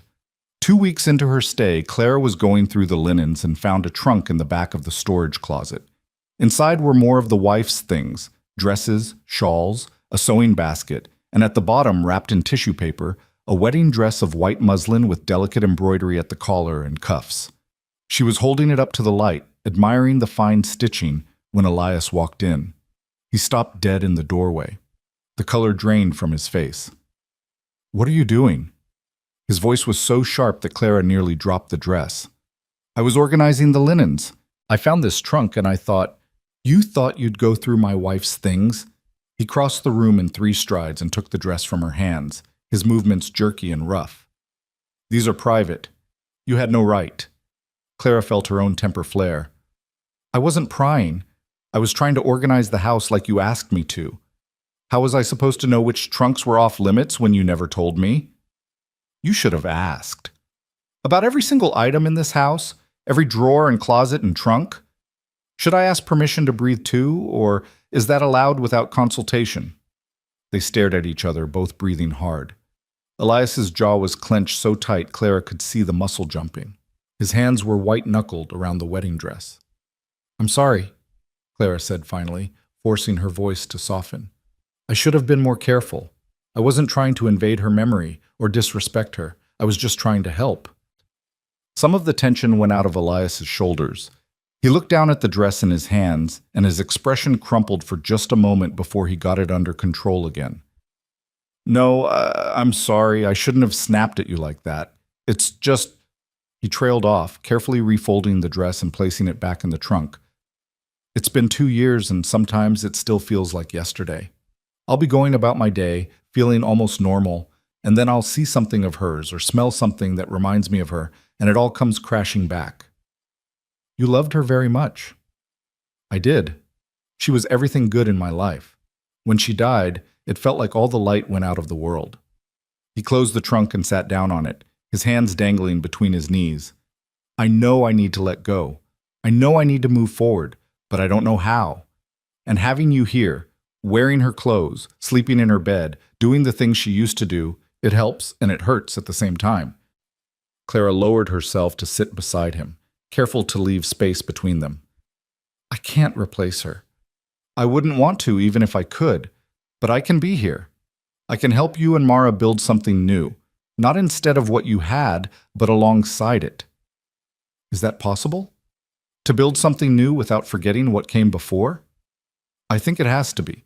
Otherwise, we'd all be trapped by our pasts forever." Clara thought about her own history, the orphanage, the years in service, the mill. "I've spent my whole life trying to run away from where I came from. But maybe that's not the answer. Maybe the answer is to carry it with you while you move forward, to let it be part of your story without letting it be the whole story." Elias looked at her, really looked at her, for the first time since she'd arrived. "You're wise for someone so young." "I'm not that young. 26 is plenty old enough to have learned a few hard lessons." 26? He shook his head. "Sarah was 24 when she died. You're about the same age she was." Clara didn't know what to say to that. The silence stretched between them, but it wasn't uncomfortable. It was the silence of 2 people learning to exist in the same space, learning the shape and weight of each other's grief. Finally, Elias stood up. "The trunk can stay here. You don't need to move it or hide it, but maybe just leave the things inside where they are. For now." "Of course." He nodded and left the room. Clara stayed where she was for a long moment, staring at the closed trunk. She understood his pain. How could she not? But she also understood that she couldn't live in a house haunted by a ghost, couldn't spend the next 4 months walking on eggshells around a woman who'd been gone for 2 years. Something would have to give. She just didn't know what yet. The tension from that day lingered for the next few days, making the house feel smaller and more oppressive. Elias threw himself into his work with even more intensity, leaving before dawn and not returning until after dark. He ate his meals in silence and retreated to his room as soon as he was done. Mara noticed the change and grew quiet herself, watching her father with worried eyes. "Did I do something wrong?" she asked Clara one evening while they were washing dishes. "Is Papa angry at me again?" "He's not angry at you, sweetheart. He's just working through some difficult feelings." "About Mama?" Clara hesitated, then decided on honesty. "Yes, about your Mama and about me being here. It's complicated for him." "Is he going to make you leave?" "No, we made a deal, remember? I'm staying through the winter." "But what if he changes his mind?" Mara's voice was small and frightened. "What if he decides it's too hard having you here and asks you to go?" Clara dried her hands and crouched down so she was eye level with the girl. "Listen to me. Your father is a good man who keeps his word. He said I could stay through the winter, and he meant it. He's just adjusting, that's all. We all are. But we'll figure it out. Promise?" "I promise." But that night, lying in bed and staring at the ceiling, Clara wasn't sure she could keep that promise. She'd thought coming here would be hard, but she hadn't anticipated this particular kind of difficulty. Being a living reminder of everything Elias had lost, existing in a space that still belonged to another woman. How could she make a home here when the real mistress of the house was a memory that refused to fade? The answer came from an unexpected source. Mrs. Dallow arrived the next afternoon with a basket of supplies and a no-nonsense expression. She took one look at the strained atmosphere in the house and immediately took charge. "Elias Turner, you get yourself in here right now," she called out the kitchen window to where Elias was chopping wood. He came inside, looking wary. "Mrs. Dallow, is something wrong?" "Yes, something is wrong. This house feels like a funeral parlor, and I won't have it." She set her basket on the table with a thump. "You're making that poor girl feel like an intruder in her own home, and it stops now." "I'm not—" "Don't you dare argue with me. I've known you since you were in short pants, boy, and I know when you're being stubborn." She turned to Clara. "And you, stop tiptoeing around like you're afraid to disturb the dead. Sarah was my friend, and I loved her dearly, but she's gone. She'd be the first one to tell you to make this house your own." Clara felt her eyes burn. "I don't want to erase her." "You're not erasing her, you're living. There's a difference." Mrs. Dallow pulled things out of her basket. Fabric, thread, a packet of seeds. "Sarah made this house a home because she put her mark on it. She planted herbs in the garden. She sewed curtains for the windows. She chose where each piece of furniture would go. And do you know why she did all that?" "Why?" Clara whispered. "Because this was her home, and she wanted it to feel that way. Not like she was living in someone else's space, but like it was hers." Mrs. Dallow fixed Elias with a stern look. "Sarah wouldn't want this house to be a shrine. She'd want it to be lived in, laughed in, changed, and grown into something new. And if you can't see that, then you didn't know your wife as well as you thought you did." Elias flinched like he'd been struck. "That's not fair. Life's not fair. Death's not fair. But wallowing in grief for 2 years while your daughter grows up without joy and this house falls apart around you. That's not fair either. Not to Mara, not to yourself, and certainly not to Clara, who's trying her best in an impossible situation." Mrs. Dallow's voice softened. "I know you're hurting, but you've got to let yourself heal, and you've got to let this house heal too." She left shortly after, pressing the seeds into Clara's hand with a whispered, "Plant these in the spring, rosemary and lavender. They'll make the place smell like hope." After she'd gone, Clara and Elias stood in the kitchen, not looking at each other. Mara had disappeared into her room, sensing the need for adult conversation. "She's right," Elias said finally. "I've been unfair to you. You've been grieving. That's not an excuse, not anymore." He ran a hand through his hair, making it stand up in dark spikes. "I don't know how to do this, Clara. I don't know how to move forward without feeling like I'm betraying Sarah's memory." "Maybe you start small," Clara suggested. "Maybe you just let me hang new curtains in the kitchen, or rearrange the pantry, small things that make this feel like a home we're building together, instead of a museum to what used to be." "New curtains?" Elias actually smiled, just a little. "That's your big ask? New curtains? I'm starting small, Give me time and I'll work my way up to rearranging the furniture. God help me. But he was still almost smiling, and the tension that had gripped the house for days was finally starting to ease. All right, new curtains, and you can rearrange whatever you want in the pantry. Just maybe leave the bedroom alone for now. I'm not ready for that. Fair enough? They shook on it, and this time when their hands met, something passed between them. Not attraction exactly, but recognition. They were both broken people trying to build something whole. That had to count for something. Over the next 2 weeks, small changes began to appear in the house. Clara sewed new curtains from fabric Mrs. Dallow had brought, cheerful yellow instead of the dark brown that had been there before. She reorganized the kitchen so things were easier to reach. She planted herbs in pots on the windowsill so they'd have fresh rosemary and thyme even in winter. She found an old rag rug in the storage closet, cleaned it up, and put it by the front door. None of the changes were dramatic, but together they began to shift the feel of the house from a place trapped in the past to a place that was learning to live again. Mara noticed immediately. It feels lighter in here, she said one morning, spinning in a circle in the kitchen. Like the sun's brighter or something. That's because Clara opened the curtains, Elias said, but he was smiling. And because she bullied me into whitewashing that wall. I didn't bully you, I strongly suggested. Same thing. They were learning to joke with each other, Clara realized. Learning to exist in the same space without tiptoeing around each other's wounds. It wasn't perfect. There were still moments of awkwardness, still times when grief would rise up and choke the easy conversation. But it was progress. The real turning point came 3 weeks into Clara's stay when Mara came down with a fever. It started as a cough, dry and harsh, that kept the girl up half the night.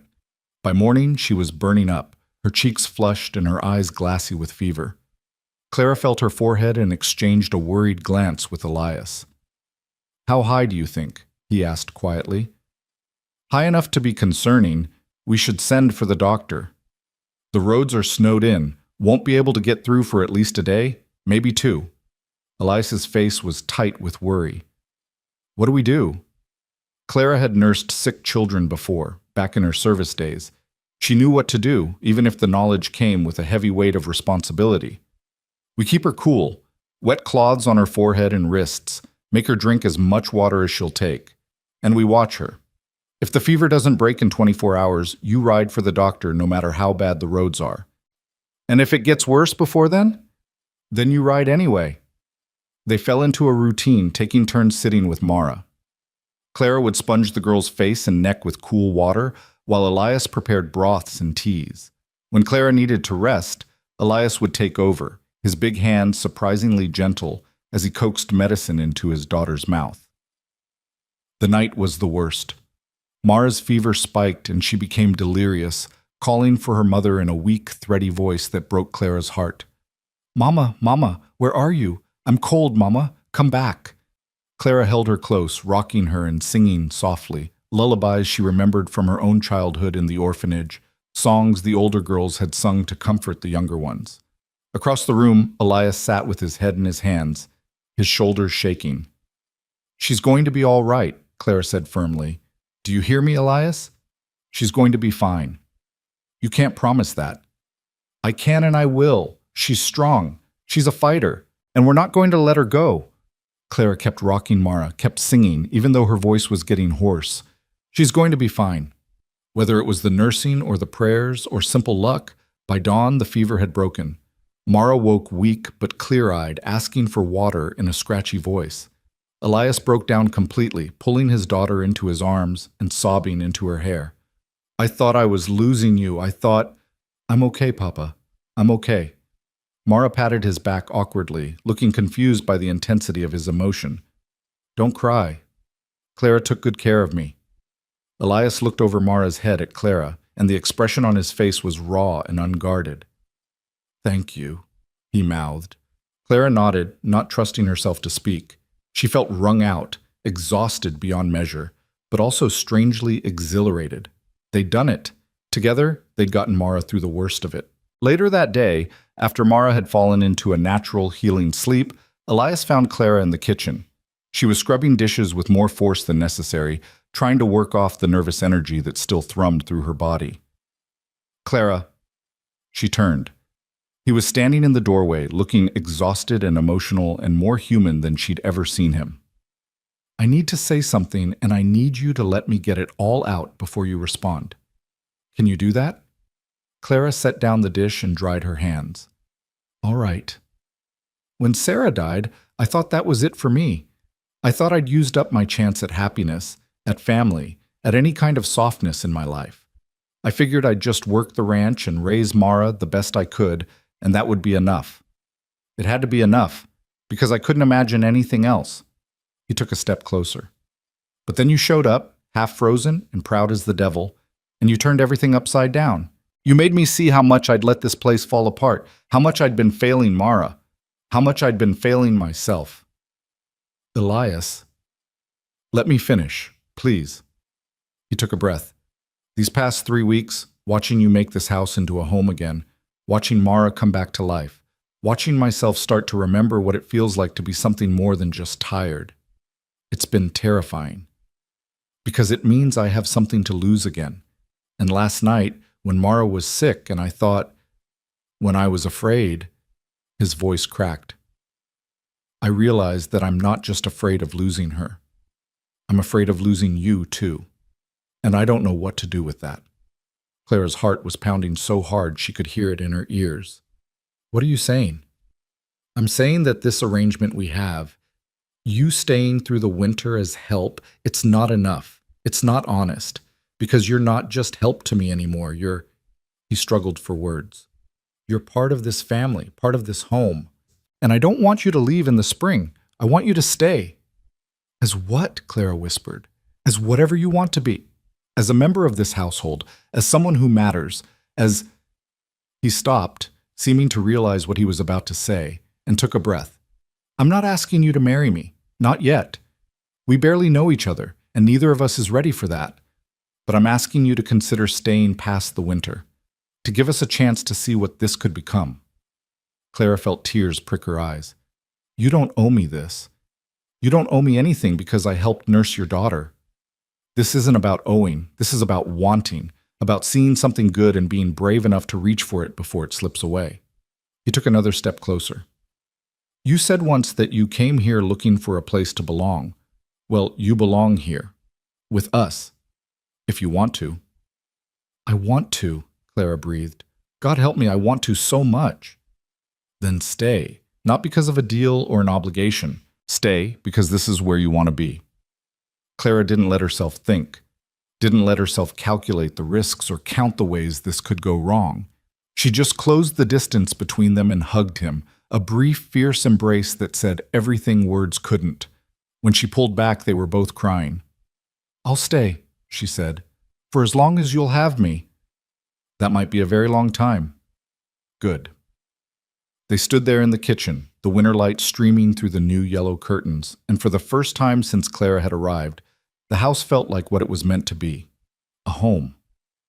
Over the next several weeks, something shifted between the three of them. It was subtle, almost imperceptible, but Clara felt it in every shared meal, every quiet evening by the fire, every moment of domestic routine that had transformed from obligation into something that felt almost like choice. Mara recovered fully from her illness, though she milked the attention for all it was worth, insisting that Clara read to her every night before bed and that her father make her special treats to help her regain her strength.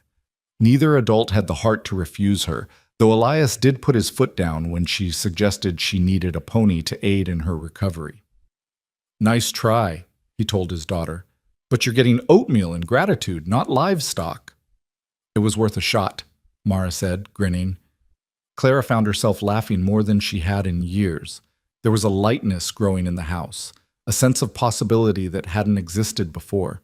She caught herself humming while she worked, smiling at nothing, feeling the kind of bone-deep contentment she'd always assumed was reserved for other people, people who hadn't been abandoned and used and disappointed. But contentment, she was learning, was fragile. It could be shattered in an instant by words spoken without thinking or by truths too long ignored. The breaking point came on a bitter cold night in late February. They'd finished dinner and Mara had gone to bed, leaving Clara and Elias alone by the fire.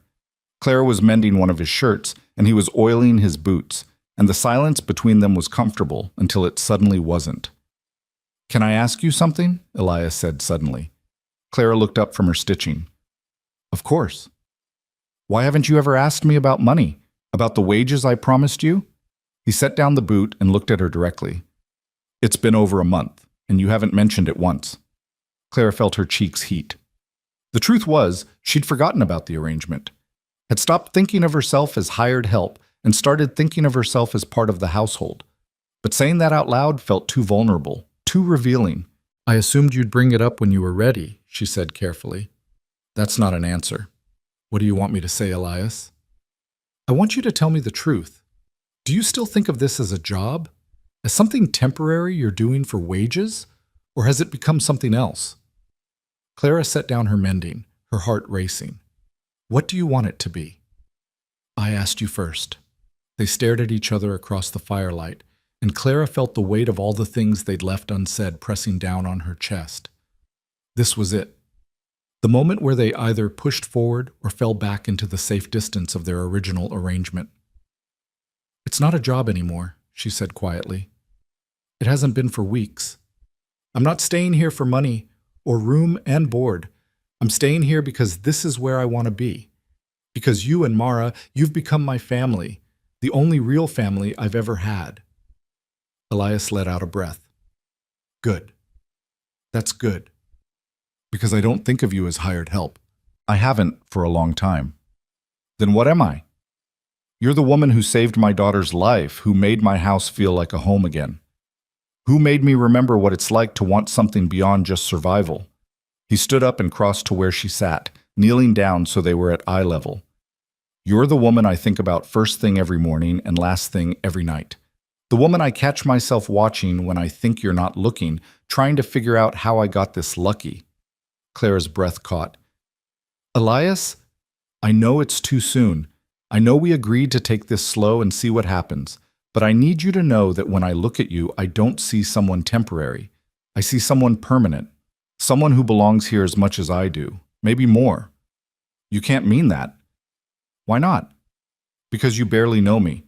Because I'm wearing your dead wife's clothes and sleeping in her bed and trying to fill a space that isn't mine to fill. Because this whole thing started with a lie and… Stop. He took her hands in his. Listen to me. Yes, this started in the strangest possible way. Yes, there are complications and grief and 100 reasons why this shouldn't work.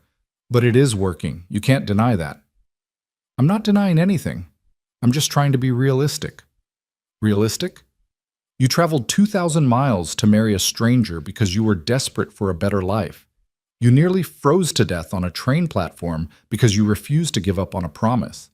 You stayed in a house where you weren't wanted because you were too proud to accept charity. Nothing about you has ever been realistic, Clara. You're the most stubborn, determined, fierce person I've ever met, so don't start being practical now. Clara felt tears burning behind her eyes.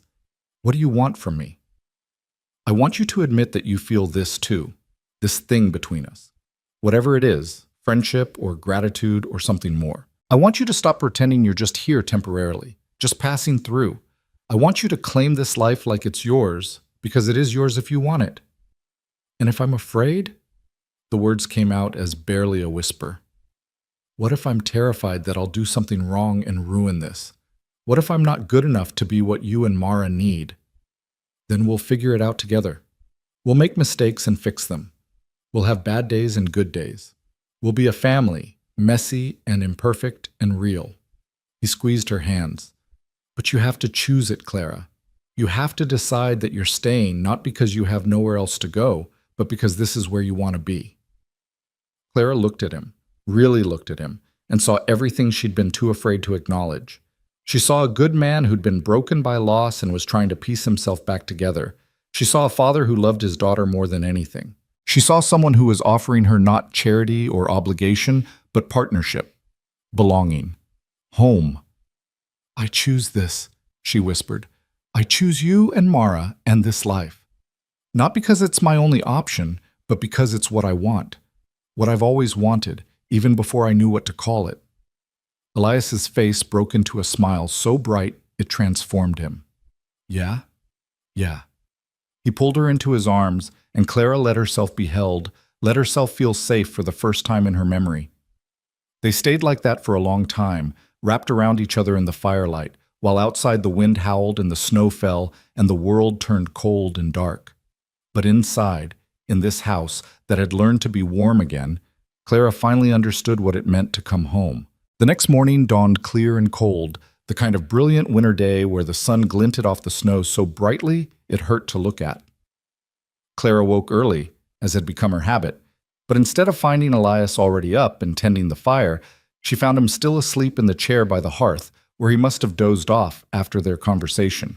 His head was tilted at an uncomfortable angle, and there was a peaceful expression on his face that made him look younger, less careworn. She stood watching him for a moment, allowing herself the luxury of really looking at him without worrying about being caught. In sleep, the hard lines of his face softened. She could see traces of the young man he must have been before grief and responsibility carved away everything except the essential core of him. There was gray threading through his dark hair at the temples, and the scar on his forehead looked stark in the morning light. His hands, even in rest, bore the calluses and scars of a life spent working the land. These were good hands, Clara thought. Hands that had held his dying wife, that had raised his daughter alone, that had carried a half-frozen stranger through a blizzard and nursed her back to health. Hands that had touched Clara's face with a gentleness she hadn't known she was starving for. She must have made some small sound because his eyes opened suddenly, fixing on her with an alertness that suggested he was used to waking quickly, ready for whatever emergency the day might bring. "Clara." His voice was rough with sleep. He sat up straighter, wincing as his neck protested the awkward position. "What time is it?" "Early still. You should go to bed properly. Get a few more hours of real sleep." "Can't. Too much to do." But he didn't move, just sat there looking at her with an expression that made her heart skip. "Last night wasn't a dream, was it? You really said you'd stay." "I really said I'd stay." "Good." He smiled, and it transformed his whole face. "Good. I was half afraid I'd imagined the whole thing." Before Clara could respond, they heard Mara's door creak open and the patter of small feet. The girl appeared in the doorway, her hair a wild tangle and her nightgown twisted around her thin frame. "Papa? Clara? Are you both awake already?" She rubbed her eyes sleepily. "I heard voices and thought maybe something was wrong." "Nothing's wrong, sweetheart." Elias held out his arm, and Mara came to him immediately, climbing into his lap like she was still a much smaller child. "We were just talking." "About what?" Clara and Elias exchanged a glance. They hadn't discussed how to tell Mara about this shift in their relationship, if they should tell her at all, or just let her realize it gradually. "About spring," Clara said, making the decision in the moment. "About how when the snow melts, we'll plant a garden. Vegetables and herbs and maybe some flowers." "Really?" Mara perked up. "Can we plant roses? Mama used to love roses." "We can plant whatever you want," Clara said softly. "We'll make it beautiful." "And you'll be here to see them bloom?" Mara's voice was suddenly small, uncertain. "You're not leaving when winter ends?" Elias tightened his arm around his daughter. "Clara's staying, saying Mara, for as long as she wants. This is her home now." Mara's face lit up like someone had struck a match inside her. She scrambled off her father's lap and launched herself at Clara, wrapping her thin arms around Clara's waist so tightly it almost hurt. "Really? You promise? You're really staying?" Clara knelt down and held the girl properly, feeling the fierce desperation in her grip. "I promise. I'm not going anywhere." "Because you want to stay? Not because you have to?" "Because I want to. Because this is where I belong." Mara pulled back just enough to look Clara in the face, her pale blue eyes, so like her father's, searching for any hint of deception. Whatever she saw must have satisfied her because she threw her arms around Clara's neck again and burst into tears. "I'm sorry," she sobbed. "I'm sorry I lied and tricked you and made you come here. I know it was wrong, but I'm so glad you came. I'm so glad you're here." "Hush now. It's all right. Everything turned out exactly the way it was supposed to." Clara stroked the girl's tangled hair and met Elias's eyes over her head. He was watching them with an expression that was part gratitude, part wonder, part something deeper that Clara didn't have a name for yet. They spent the rest of that day in a kind of golden contentment, going about their usual tasks but with an undercurrent of joy that made everything feel lighter. Mara was practically vibrating with happiness, chattering non-stop about all the things they would do now that Clara was staying forever. She wanted to learn how to sew better so she could make Clara a dress that was actually Clara's, not a hand-me-down. She wanted to teach Clara how to milk the cows, even though Clara already knew how. She wanted to plan the garden down to every last detail, drawing elaborate maps on scraps of paper that showed where each plant would go. "We'll need tomatoes here, where they'll get the most sun, and the beans can climb up poles, Papa can make those, and the carrots and potatoes can go in the back because they don't need as much light. And we absolutely must have pumpkins for pie in the fall, and—" "Breathe, little one," Elias said, laughing. "The garden isn't going anywhere. We have months to plan it." But he was as caught up in the planning as Mara was, Clara could tell. There was a lightness to him that hadn't been there before, an ease in the way he moved and spoke. He caught Clara's eye across the room more than once, and each time there was a warmth in his gaze that sent heat flooding through her. It was Mrs. Dallow who brought them back down to earth. She arrived 3 days later with her usual basket of supplies and her sharp eyes that missed nothing. She took one look at the three of them, at the way Mara hovered close to Clara, at the way Elias's gaze kept drifting to Clara when he thought no one was watching, at the general atmosphere of tentative happiness that filled the house, and nodded approvingly. "Well," she said, setting her basket on the table with a thump, "I see things have progressed nicely in my absence." "Mrs. Dallow," Elias had the grace to look embarrassed. "We were going to tell you." "Tell me what?" "That you finally come to your senses and realized what a treasure fell into your lap. I should hope you were going to tell me. I'd like to take some credit for it, considering I'm the one who knocked sense into both your stubborn heads." Clara felt herself blushing. "We're taking things slow. We're just figuring things out." "Taking things slow. That's what you're calling it?" Mrs. Dallow's eyes twinkled. "Child, I've known Elias since he was in short pants, and I've never seen him look at anyone the way he looks at you.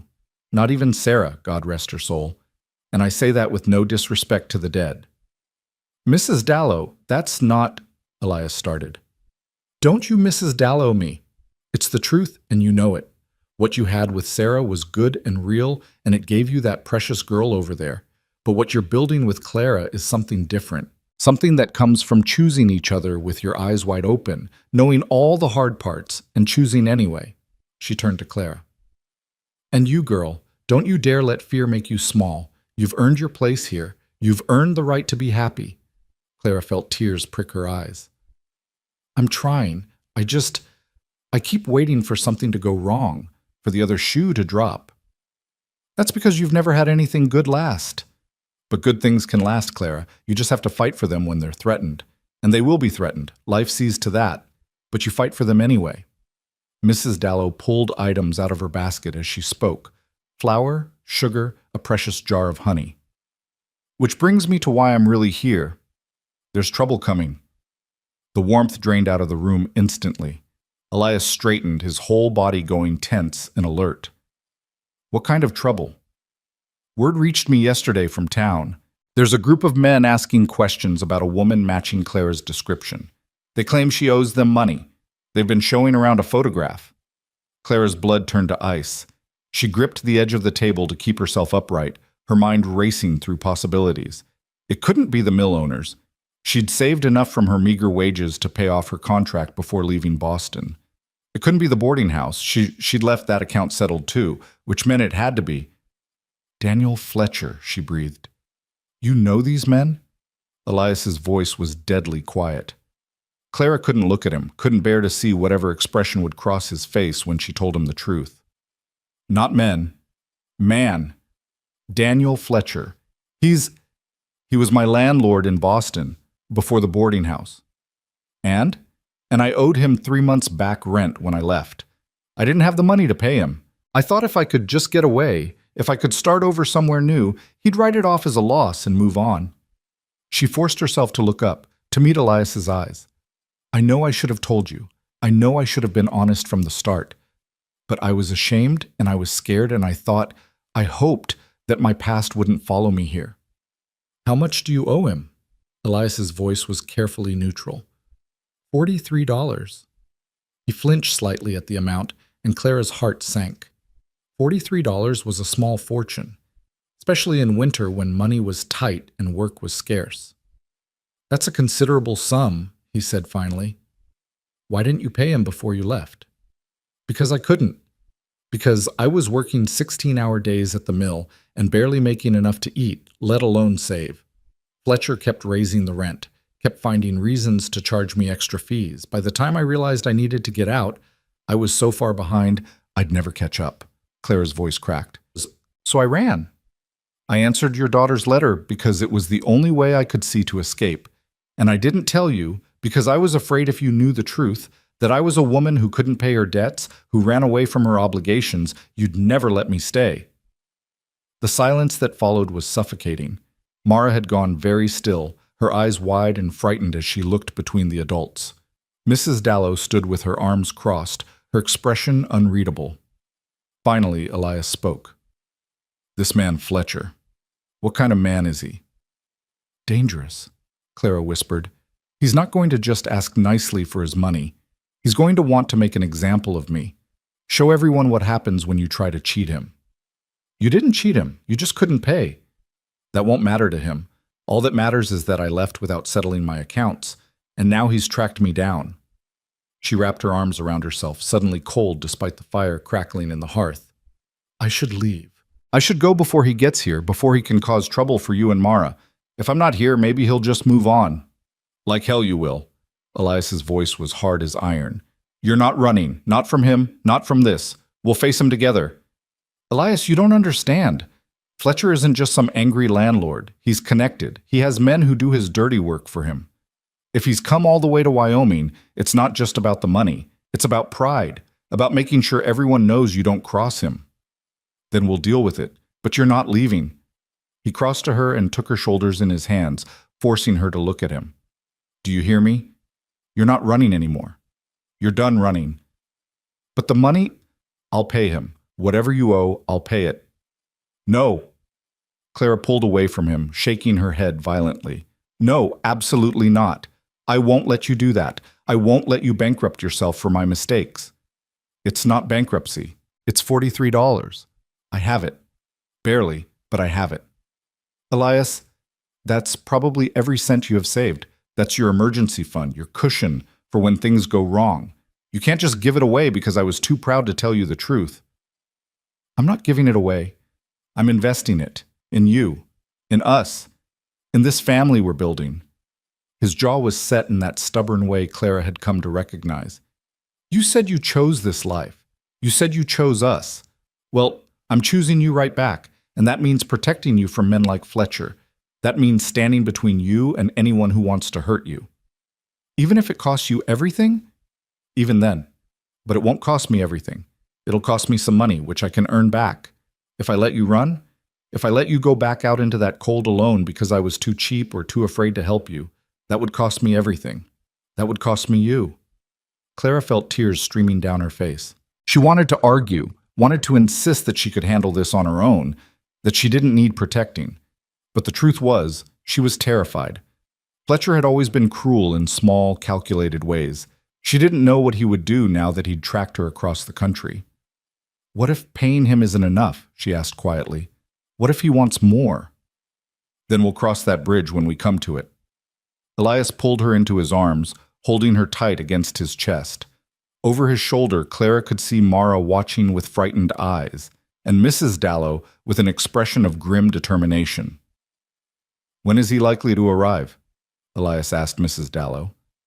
"Could be any day now. The roads are clearing as the weather warms. I'd say you have a week at most, maybe less. Then we prepare.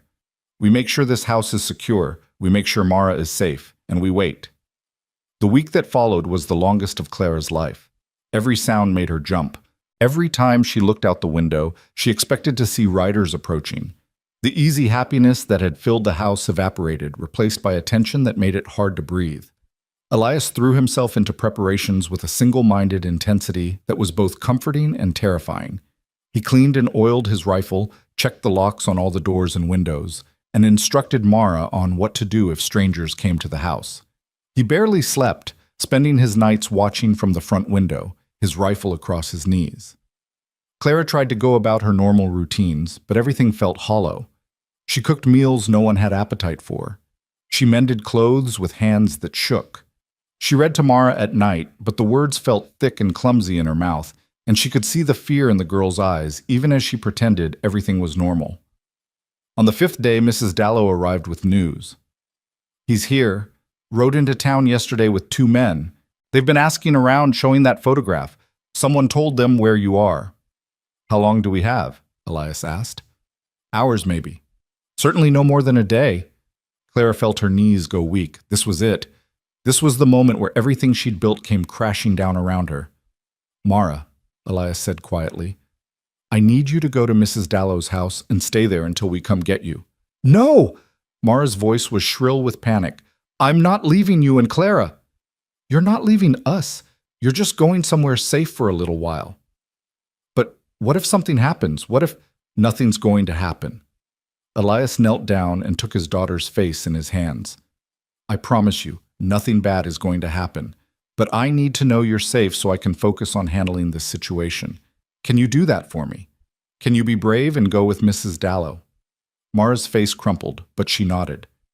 "You promise you'll come get me? Both of you?" "We promise." Clara knelt beside Elias and wrapped her arms around the girl. "This will all be over soon, and then we'll all be together again. Everything will be fine." "You promise?" Mara's voice was muffled against Clara's shoulder. "I promise." It was a lie, and they both knew it, but sometimes lies were kinder than the truth. Mrs. Dallow took Mara away, the girl looking back over her shoulder with eyes too old and frightened for her young face. The moment they were gone, Clara sagged against the wall. "I'm sorry," she whispered. "I'm so sorry I brought this down on you." "Stop apologizing. This isn't your fault." Elias checked his rifle one more time, then set it carefully beside the door. "Whatever happens, Clara, whatever he says or does, you stay behind me. Understand? You don't engage with him. You don't argue. You just stay quiet and let me handle it." "Elias, I can't ask you to—" "You're not asking. I'm telling you. This is how it's going to be." Before Clara could respond, they heard it, the sound of horses approaching. 3 of them, from the rhythm of the hoofbeats. They stopped in the yard, and for a moment there was nothing but the creak of leather and the heavy silence of men dismounting. Then came the knock on the door, hard, authoritative, brooking no refusal. Elias looked at Clara one more time. "Stay behind me," he said again. Then he opened the door. The man on the other side was exactly as Clara remembered him, tall and well-dressed, with cold gray eyes and a mouth that curved naturally into a sneer. Daniel Fletcher looked at Elias with barely concealed contempt. Then his gaze slid past him to where Clara stood, and his expression turned predatory. "Well, well, Miss Wynne, you've been a difficult woman to find." "Mr. Fletcher." Clara was proud that her voice didn't shake. "I wasn't expecting you." "I'm sure you weren't. Most thieves don't expect to be caught." He looked around the modest cabin with obvious disdain. "This is what you ran away for? This hovel in the middle of nowhere? I must say your taste has declined considerably." "State your business." Elias's voice was hard and flat. "Then leave." Fletcher turned his attention back to Elias, looking him up and down with insulting thoroughness. "You must be the rancher, the one who married my tenant without bothering to check her references or settle her debts first. I hope you got her cheap, because she certainly left Boston owing me a considerable sum." "I know about the debt. I'm prepared to settle it." "Are you now?" Fletcher smiled, and it was the smile of a shark. "That's very gallant of you. Very noble. Unfortunately, the debt has grown since Miss Wynne ran away. There are interest fees, tracking fees, inconvenience fees. All told, I believe she now owes me approximately $200. The number hit like a physical blow. Clara heard herself gasp, heard Elias's sharp intake of breath. $200. It might as well have been 2,000. There was no way Elias had that kind of money, especially not in winter. "That's highway robbery," Elias said coldly. "The original debt was $43. There's no legal precedent for quadrupling a debt like that." "Perhaps not. But then, we're a long way from any courthouse, aren't we? And I have 2 very large gentlemen with me who are quite persuasive when it comes to collecting what's owed." Fletcher's smile widened. Of course, if you can't pay in cash, I'm prepared to accept alternative forms of compensation. Such as? Your land deed, this ranch. I understand it's about 300 acres. That should more than cover what you owe me. I don't owe you anything. Clara does. Ah, but she's your wife, isn't she? That makes her debts your debts under the law. Surely you knew that when you married her. Clara saw Elias hesitate, saw him struggle with whether to tell the truth, that they weren't actually married, that he had no legal obligation to pay anything. If he told the truth, Fletcher might leave him alone, might focus his attention solely on Clara and let Elias walk away clean. She's mine, Elias said finally, which means her debts are mine. But I'm not giving you my land. I'll pay you the original $43 plus reasonable interest, let's say $60 total. That's fair. Fair. You want to talk about fair? Fletcher's voice turned ugly. Your wife stole from me. She broke her lease, damaged my property, and disappeared in the night like a common criminal. And you think $60 is fair compensation for that? I didn't damage anything. Clara couldn't stay silent anymore, despite Elias's warning. I left the room exactly as I found it. You're lying. Careful, Miss Wynne. Or should I say Mrs. Turner? Making accusations against a man of my standing rarely ends well for people like you.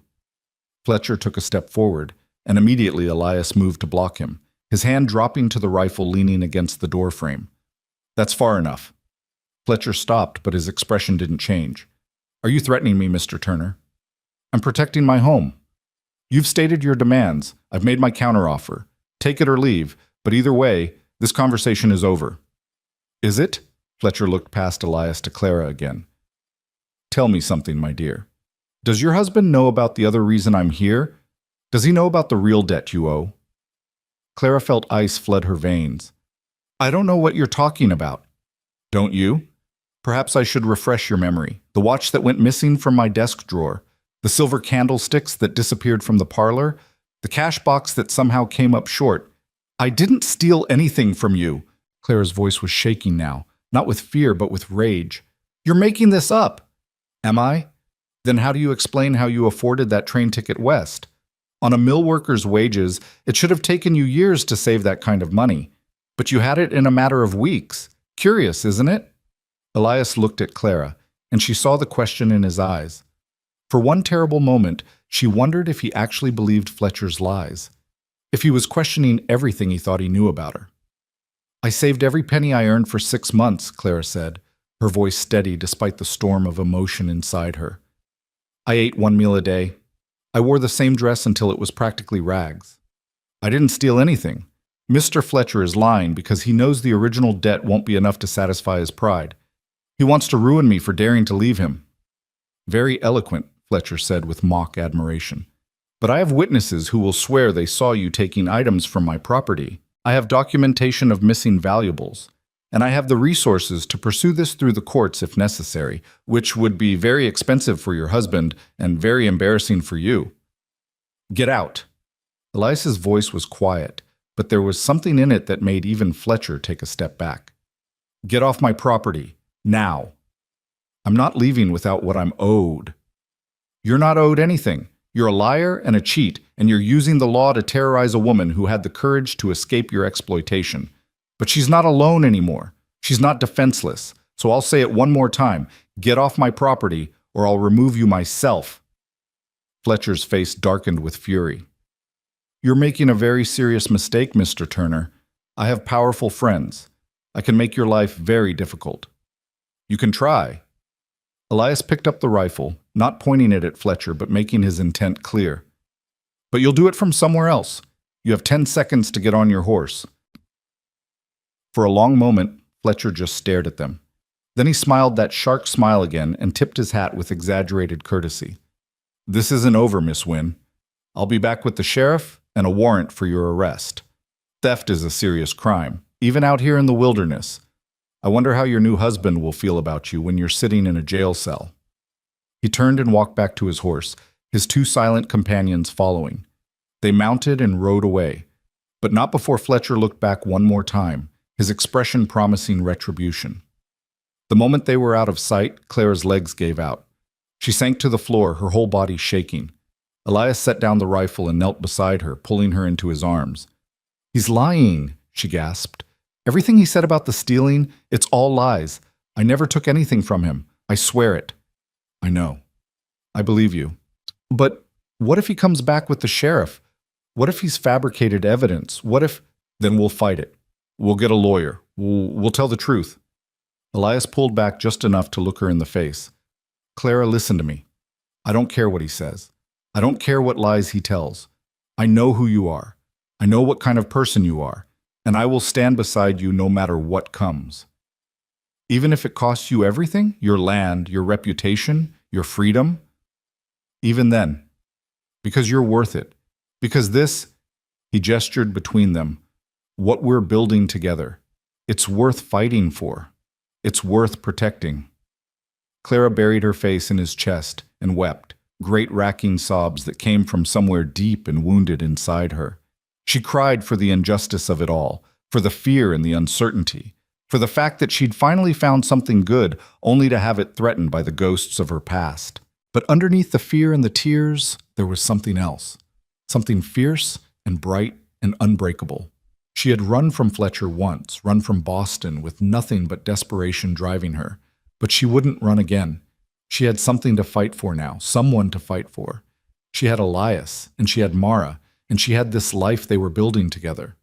And she'd be damned if she let Daniel Fletcher take that away from her without a fight. When Clara finally stopped crying, she found herself still wrapped in Elias's arms, her face pressed against his chest where she could hear the steady rhythm of his heartbeat. It was that steadiness that gave her the courage to pull herself together, to wipe her eyes and straighten her spine and start thinking clearly again. "We need a plan," she said, her voice hoarse but determined. "Fletcher will be back, probably with the sheriff like he said. We need to be ready." "Agreed." Elias helped her to her feet, his hand steadying her when she swayed slightly. "First thing, we go to town. We talk to the sheriff ourselves before Fletcher can poison him with lies. We tell him the truth, that you owed Fletcher rent, that you left Boston to start over, that Fletcher's fabricated theft charges to extort money from us. What if the sheriff believes him instead of us?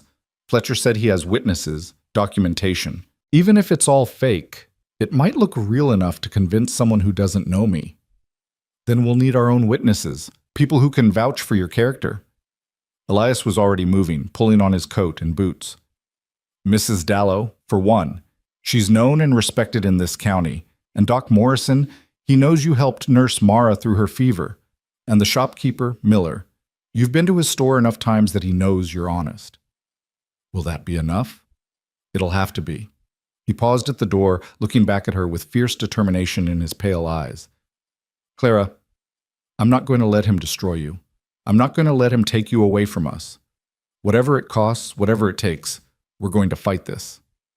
They rode into town within the hour, pushing the horses harder than was probably wise given the still icy roads. Copper Ridge wasn't much of a town, just a main street with a general store, a saloon, a church, and a handful of other buildings, including the sheriff's office. But it was bigger than Clara had imagined, with perhaps 200 souls calling it home. The sheriff's office was a small wooden structure with bars on the windows and a tired-looking man sitting behind a desk when they walked in. He looked up from the papers he was reading, his weathered face creasing into a frown when he saw them. "Elias Turner, wasn't expecting to see you today. What brings you to town?" "We need to talk to you, Jim. It's important." Elias's hand was at the small of Clara's back, a gesture of support and solidarity. "This is Clara Wynne. She's been living at my place since January, helping with Mara and the household." Sheriff Jim Calloway's eyes moved to Clara, taking her measure with the practiced assessment of a man who'd spent years judging people's character at a glance. "Miss Wynne, I've heard about you. Mrs. Dallow speaks highly of you." "Thank you, Sheriff." Clara tried to keep her voice steady. "I appreciate that. But I'm afraid I'm here because there's a man named Daniel Fletcher who's come to town. He's from Boston, and he's claiming that I owe him money and that I stole from him. Neither charge is true." Calloway's expression didn't change, but something shifted in his eyes. "Fletcher. Yes, he was here yesterday. Showed me a photograph of you. Said you'd run out on debts and stolen property. He seemed pretty convinced of his story." "He would be, since he made it up." Clara's hands were clenched at her sides, her nails digging into her palms. The truth is, I did owe him rent. 3 months' worth, $43 total. I left Boston without paying because I couldn't afford it and I needed to get away. That part is true, and I'm not proud of it. But I never stole anything from him. The theft charges are fabricated. That's a serious accusation, Miss Wynne. You're saying he's lying? I'm saying he's lying to extort more money than I actually owe him. He demanded $200 from us, threatened to take Elias's land if we couldn't pay. When we refused, he invented theft charges to force our hand. Calloway leaned back in his chair, his fingers steepled under his chin. And you can prove this? That the theft charges are false? Can he prove they're true? Elias interrupted. He says he has witnesses and documentation, but how do we know any of it's real? A man who'll quadruple a debt and threaten to take a family's land isn't above forging evidence. Fair point, Calloway looked between them. Here's the situation. Fletcher filed a formal complaint yesterday. He's claiming theft of property valued at approximately $150, a gold watch, silver candlesticks, and cash. He has affidavits from 2 witnesses who claim they saw Miss Wynne with these items. That gives me probable cause to investigate. Clara felt her stomach drop. Investigate how? Well, normally I'd need to bring you in for questioning, maybe hold you until we can sort out the truth, but he glanced at Elias, then back to Clara. I've known Elias Turner for 10 years. He's a good man, honest as they come. If he's standing beside you, vouching for you, that carries weight with me. And Mrs. Dallow's endorsement carries weight too. So I'm inclined to give you the benefit of the doubt, at least until I can investigate Fletcher's claims more thoroughly. Thank you. Clara felt tears of relief prick her eyes. Thank you, Sheriff. Don't thank me yet. If Fletcher's evidence is genuine, I'll have no choice but to act on it.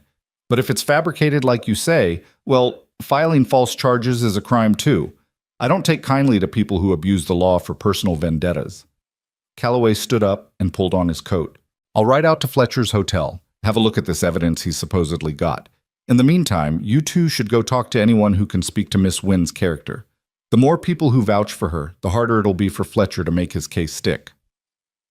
They spent the next several hours doing exactly that. Mrs. Dallow was their first stop, and she was absolutely furious when she heard about Fletcher's threats. That snake, she hissed, her usually kind face twisted with rage. Coming into our town, threatening our people. Well, he picked the wrong woman to mess with. I'll testify, of course. I'll tell the sheriff and anyone else who'll listen that Clara Wynne is as honest as the day is long, and Daniel Fletcher is a lying scoundrel.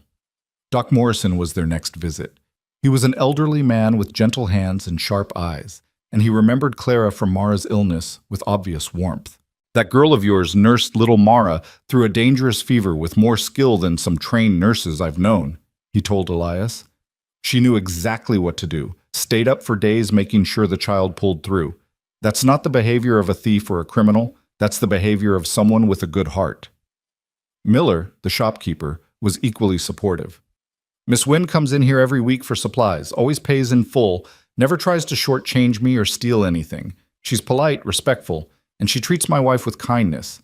That's good enough for me. By the time they returned to the sheriff's office, Clara was exhausted but cautiously hopeful. Surely with all these people willing to speak on her behalf, Fletcher's lies would crumble. But when they walked into the office, they found Fletcher already there, sitting in front of Calloway's desk with a smug expression on his face.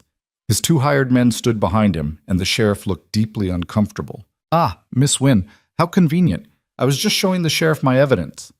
Fletcher gestured to the papers spread across the desk. These are affidavits from 2 witnesses who saw you in possession of my property. This is a receipt from a pawn shop in Denver where you allegedly sold my watch.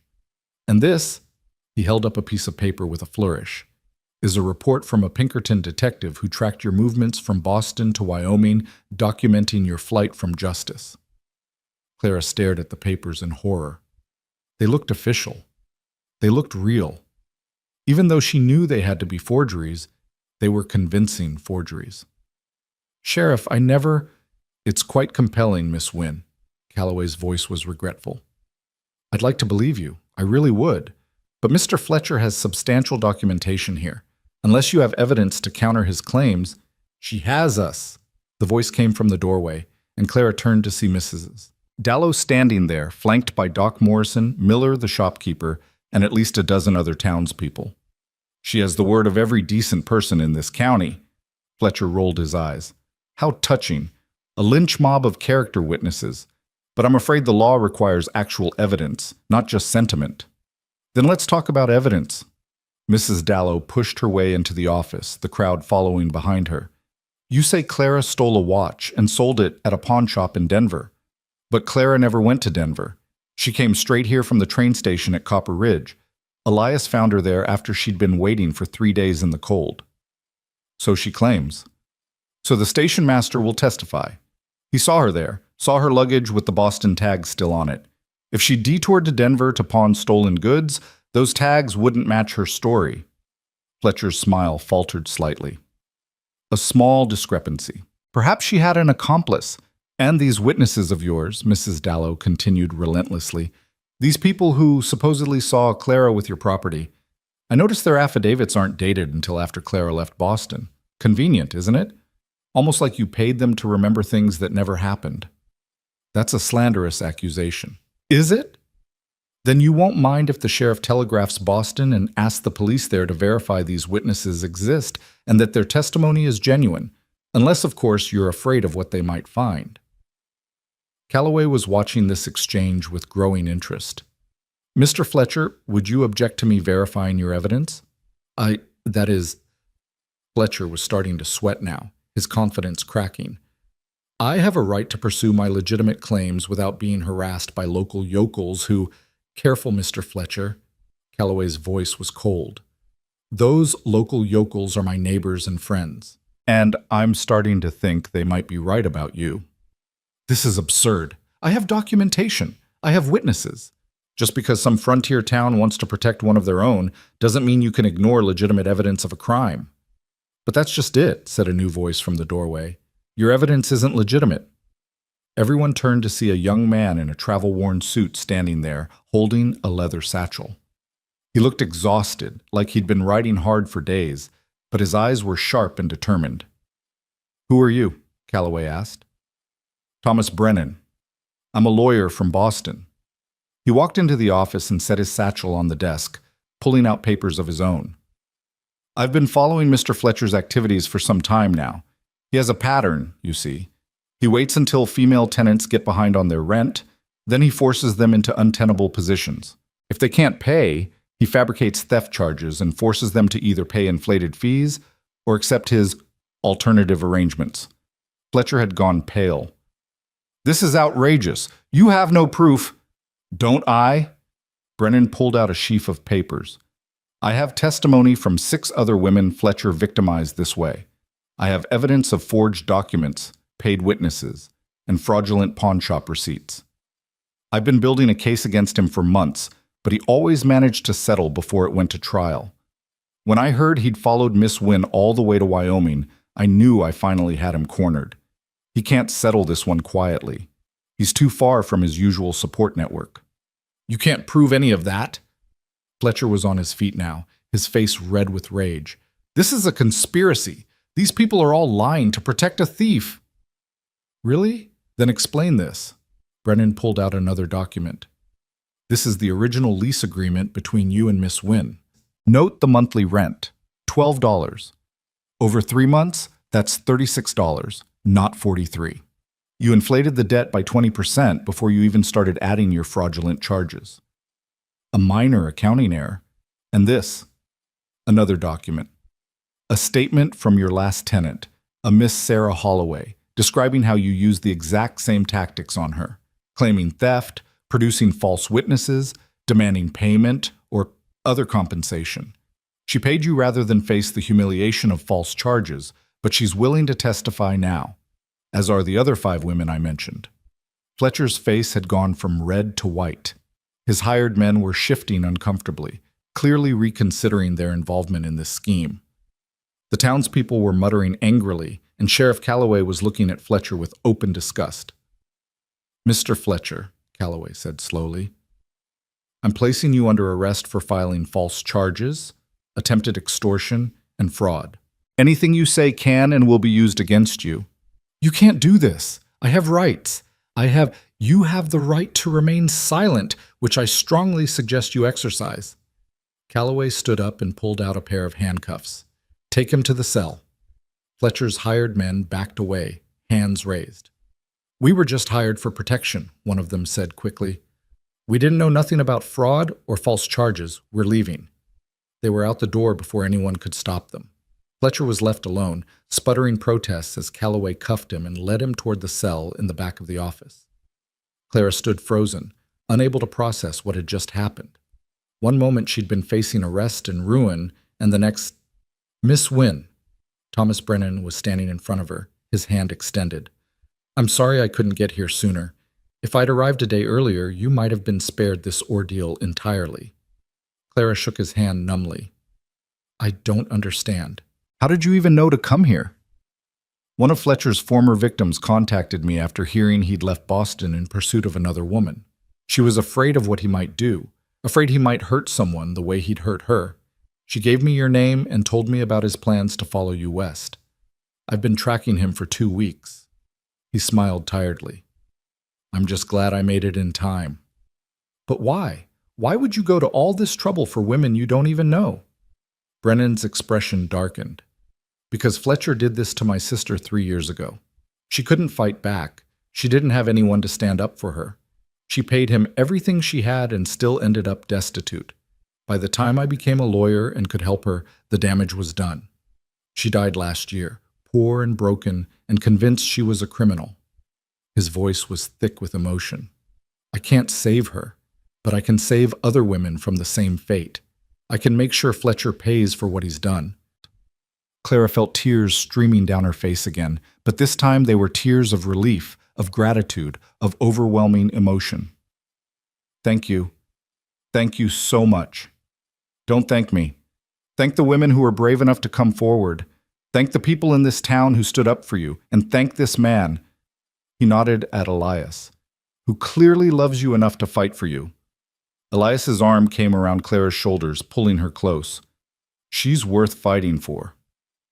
The next few hours passed in a blur. Thomas Brennan filed official charges against Fletcher on behalf of all his victims. Sheriff Calloway sent telegrams to the authorities in Boston, verifying Brennan's claims and coordinating Fletcher's transport back east to face justice. Fletcher himself was locked in the cell, still protesting his innocence, though no one was listening anymore. The townspeople eventually dispersed, but not before each one stopped to speak to Clara, to offer their support and welcome her officially as one of their own. Mrs. Dallow hugged her so hard Clara could barely breathe. Doc Morrison patted her hand and told her she was brave. Miller's wife pressed a jar of preserves into her hands and told her to come by the store anytime she needed anything. By the time they finally left town to retrieve Mara from Mrs. Dallow's house, Clara was emotionally wrung out, but lighter than she'd felt in years. The shadow that had been hanging over her, the fear that her past would destroy her future, was finally gone.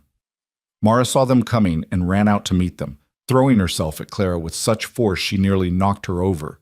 You're safe! You're both safe! I was so scared! The girl was crying, her thin arms wrapped around Clara's waist like she'd never let go. We're safe, sweetheart. Everything's all right now. The bad man can't hurt us anymore. Clara knelt down and held Mara properly, stroking her hair and letting her cry. Over the girl's head she met Elias's eyes, and what she saw there made her breath catch. It was love. Pure, undisguised, overwhelming love. They rode home together as the sun was setting, painting the snow-covered mountains in shades of gold and pink. Mara sat in front of Elias on his horse, chattering about everything that had happened, asking 1,000 questions about Fletcher and the sheriff, and whether Clara was really, truly safe now. Really, truly safe, Clara assured her. He can't ever bother us again. Good, because you belong with us now, forever and ever. Forever and ever, Clara agreed, and found that she meant it with her whole heart. That night, after Mara was asleep and the house was quiet, Clara and Elias sat together by the fire. They didn't talk. They'd done enough talking for one day. They just sat close, shoulders touching, hands intertwined, watching the flames dance and feeling the peace of crisis survived and danger past. Finally, Elias spoke. I was so afraid today. When I saw all that fake evidence, when I thought they might actually arrest you, might take you away from us. His voice broke. I realized that I can't lose you, Clara. I can't. You've become too important, too essential. You're not going to lose me. I'm not going anywhere. I know, but today made me realize something else too. He turned to face her, taking both her hands in his. I don't want to wait anymore. I don't want to take things slow or be cautious or pretend this is something less than what it is. Clara's heart was pounding. What are you saying? I'm saying that I love you. I'm saying that you're not just someone helping out for the winter or a convenient solution to a problem. You're the woman I want to spend my life with, the woman I want to raise Mara with, the woman I want to wake up next to every morning for the rest of my days. He took a shaky breath. I know it's too soon. I know we've only known each other for a few months, but Sarah taught me that life is short and precious, and when you find something good, you hold on to it with both hands. So I'm asking, Clara Wynne, will you marry me? Will you make this family official and permanent and real? Claire was crying again. She seemed to do nothing but cry these days, but for once they were happy tears. Yes, God, yes, I'll marry you. Elias pulled her into his arms and kissed her, and it was nothing like the chaste embraces they'd shared before. This was desperate and passionate and full of promise. It was the kiss of two people who'd found each other against all odds, who'd fought for each other, who'd chosen each other. When they finally pulled apart, both breathless, Clara rested her forehead against his. I love you too. I should have said that first. I love you so much it scares me. Don't be scared. Not anymore. We've been through the worst. Everything from here on out is just living. Just living, Claire repeated and found herself smiling through her tears. I think I like the sound of that. They were married 3 weeks later in the small church in Copper Ridge, with the entire town in attendance. Mrs. Dallow served as matron of honor, and Doc Morrison stood up with Elias. Mara was flower girl, scattering wildflowers down the aisle with such enthusiasm that half of them ended up in people's hair. Thomas Brennan came back for the ceremony, bringing news that Fletcher had been sentenced to 5 years in prison for fraud and extortion. Clara wore a new dress, pale blue with white lace at the collar, that Mrs. Dallow and several other women had helped her sew. It wasn't fancy. They didn't have money for anything elaborate, but it was hers, made with care and love by her new community. As she walked down the aisle toward Elias, who was waiting for her with tears in his eyes and a smile on his face, she felt like the luckiest woman alive. The ceremony was simple and beautiful. They spoke their vows in steady voices, promising to love and cherish each other through whatever life might bring. When the minister pronounced them husband and wife, Elias kissed her softly, reverently, and the congregation erupted in cheers. At the reception afterward, held in the church hall with food contributed by everyone in town, Clara found herself surrounded by people who genuinely cared about her, people who'd accepted her as one of their own, who'd fought for her when she needed it, who were celebrating her happiness like it was their own. I can't believe this is real, she whispered to Elias as they danced their first dance as husband and wife. 6 months ago, I was freezing on a train platform, convinced I'd made the worst mistake of my life. And now you're home, Elias finished. Right where you belong. That night, as they rode back to the ranch, their home, with Mara asleep in the back of the wagon, Clara looked up at the stars scattered across the wide Wyoming sky and felt a peace so profound it was almost painful. She'd spent her whole life running, searching, fighting for scraps of happiness and security. But she wasn't running anymore. She was home. Finally, impossibly, completely home. Spring came early that year, melting the snow and bringing green shoots pushing up through the earth. True to their promise, Clara and Mara planted a garden, vegetables and herbs and, yes, roses. They worked side by side in the warming sun, their hands in the dark soil, planning and planting and laughing together. Elias built a proper fence around the garden to keep the deer out, and he added a bench where they could sit in the evenings and watch things grow. He smiled more now, laughed more easily, held Clara close whenever she was near enough to touch.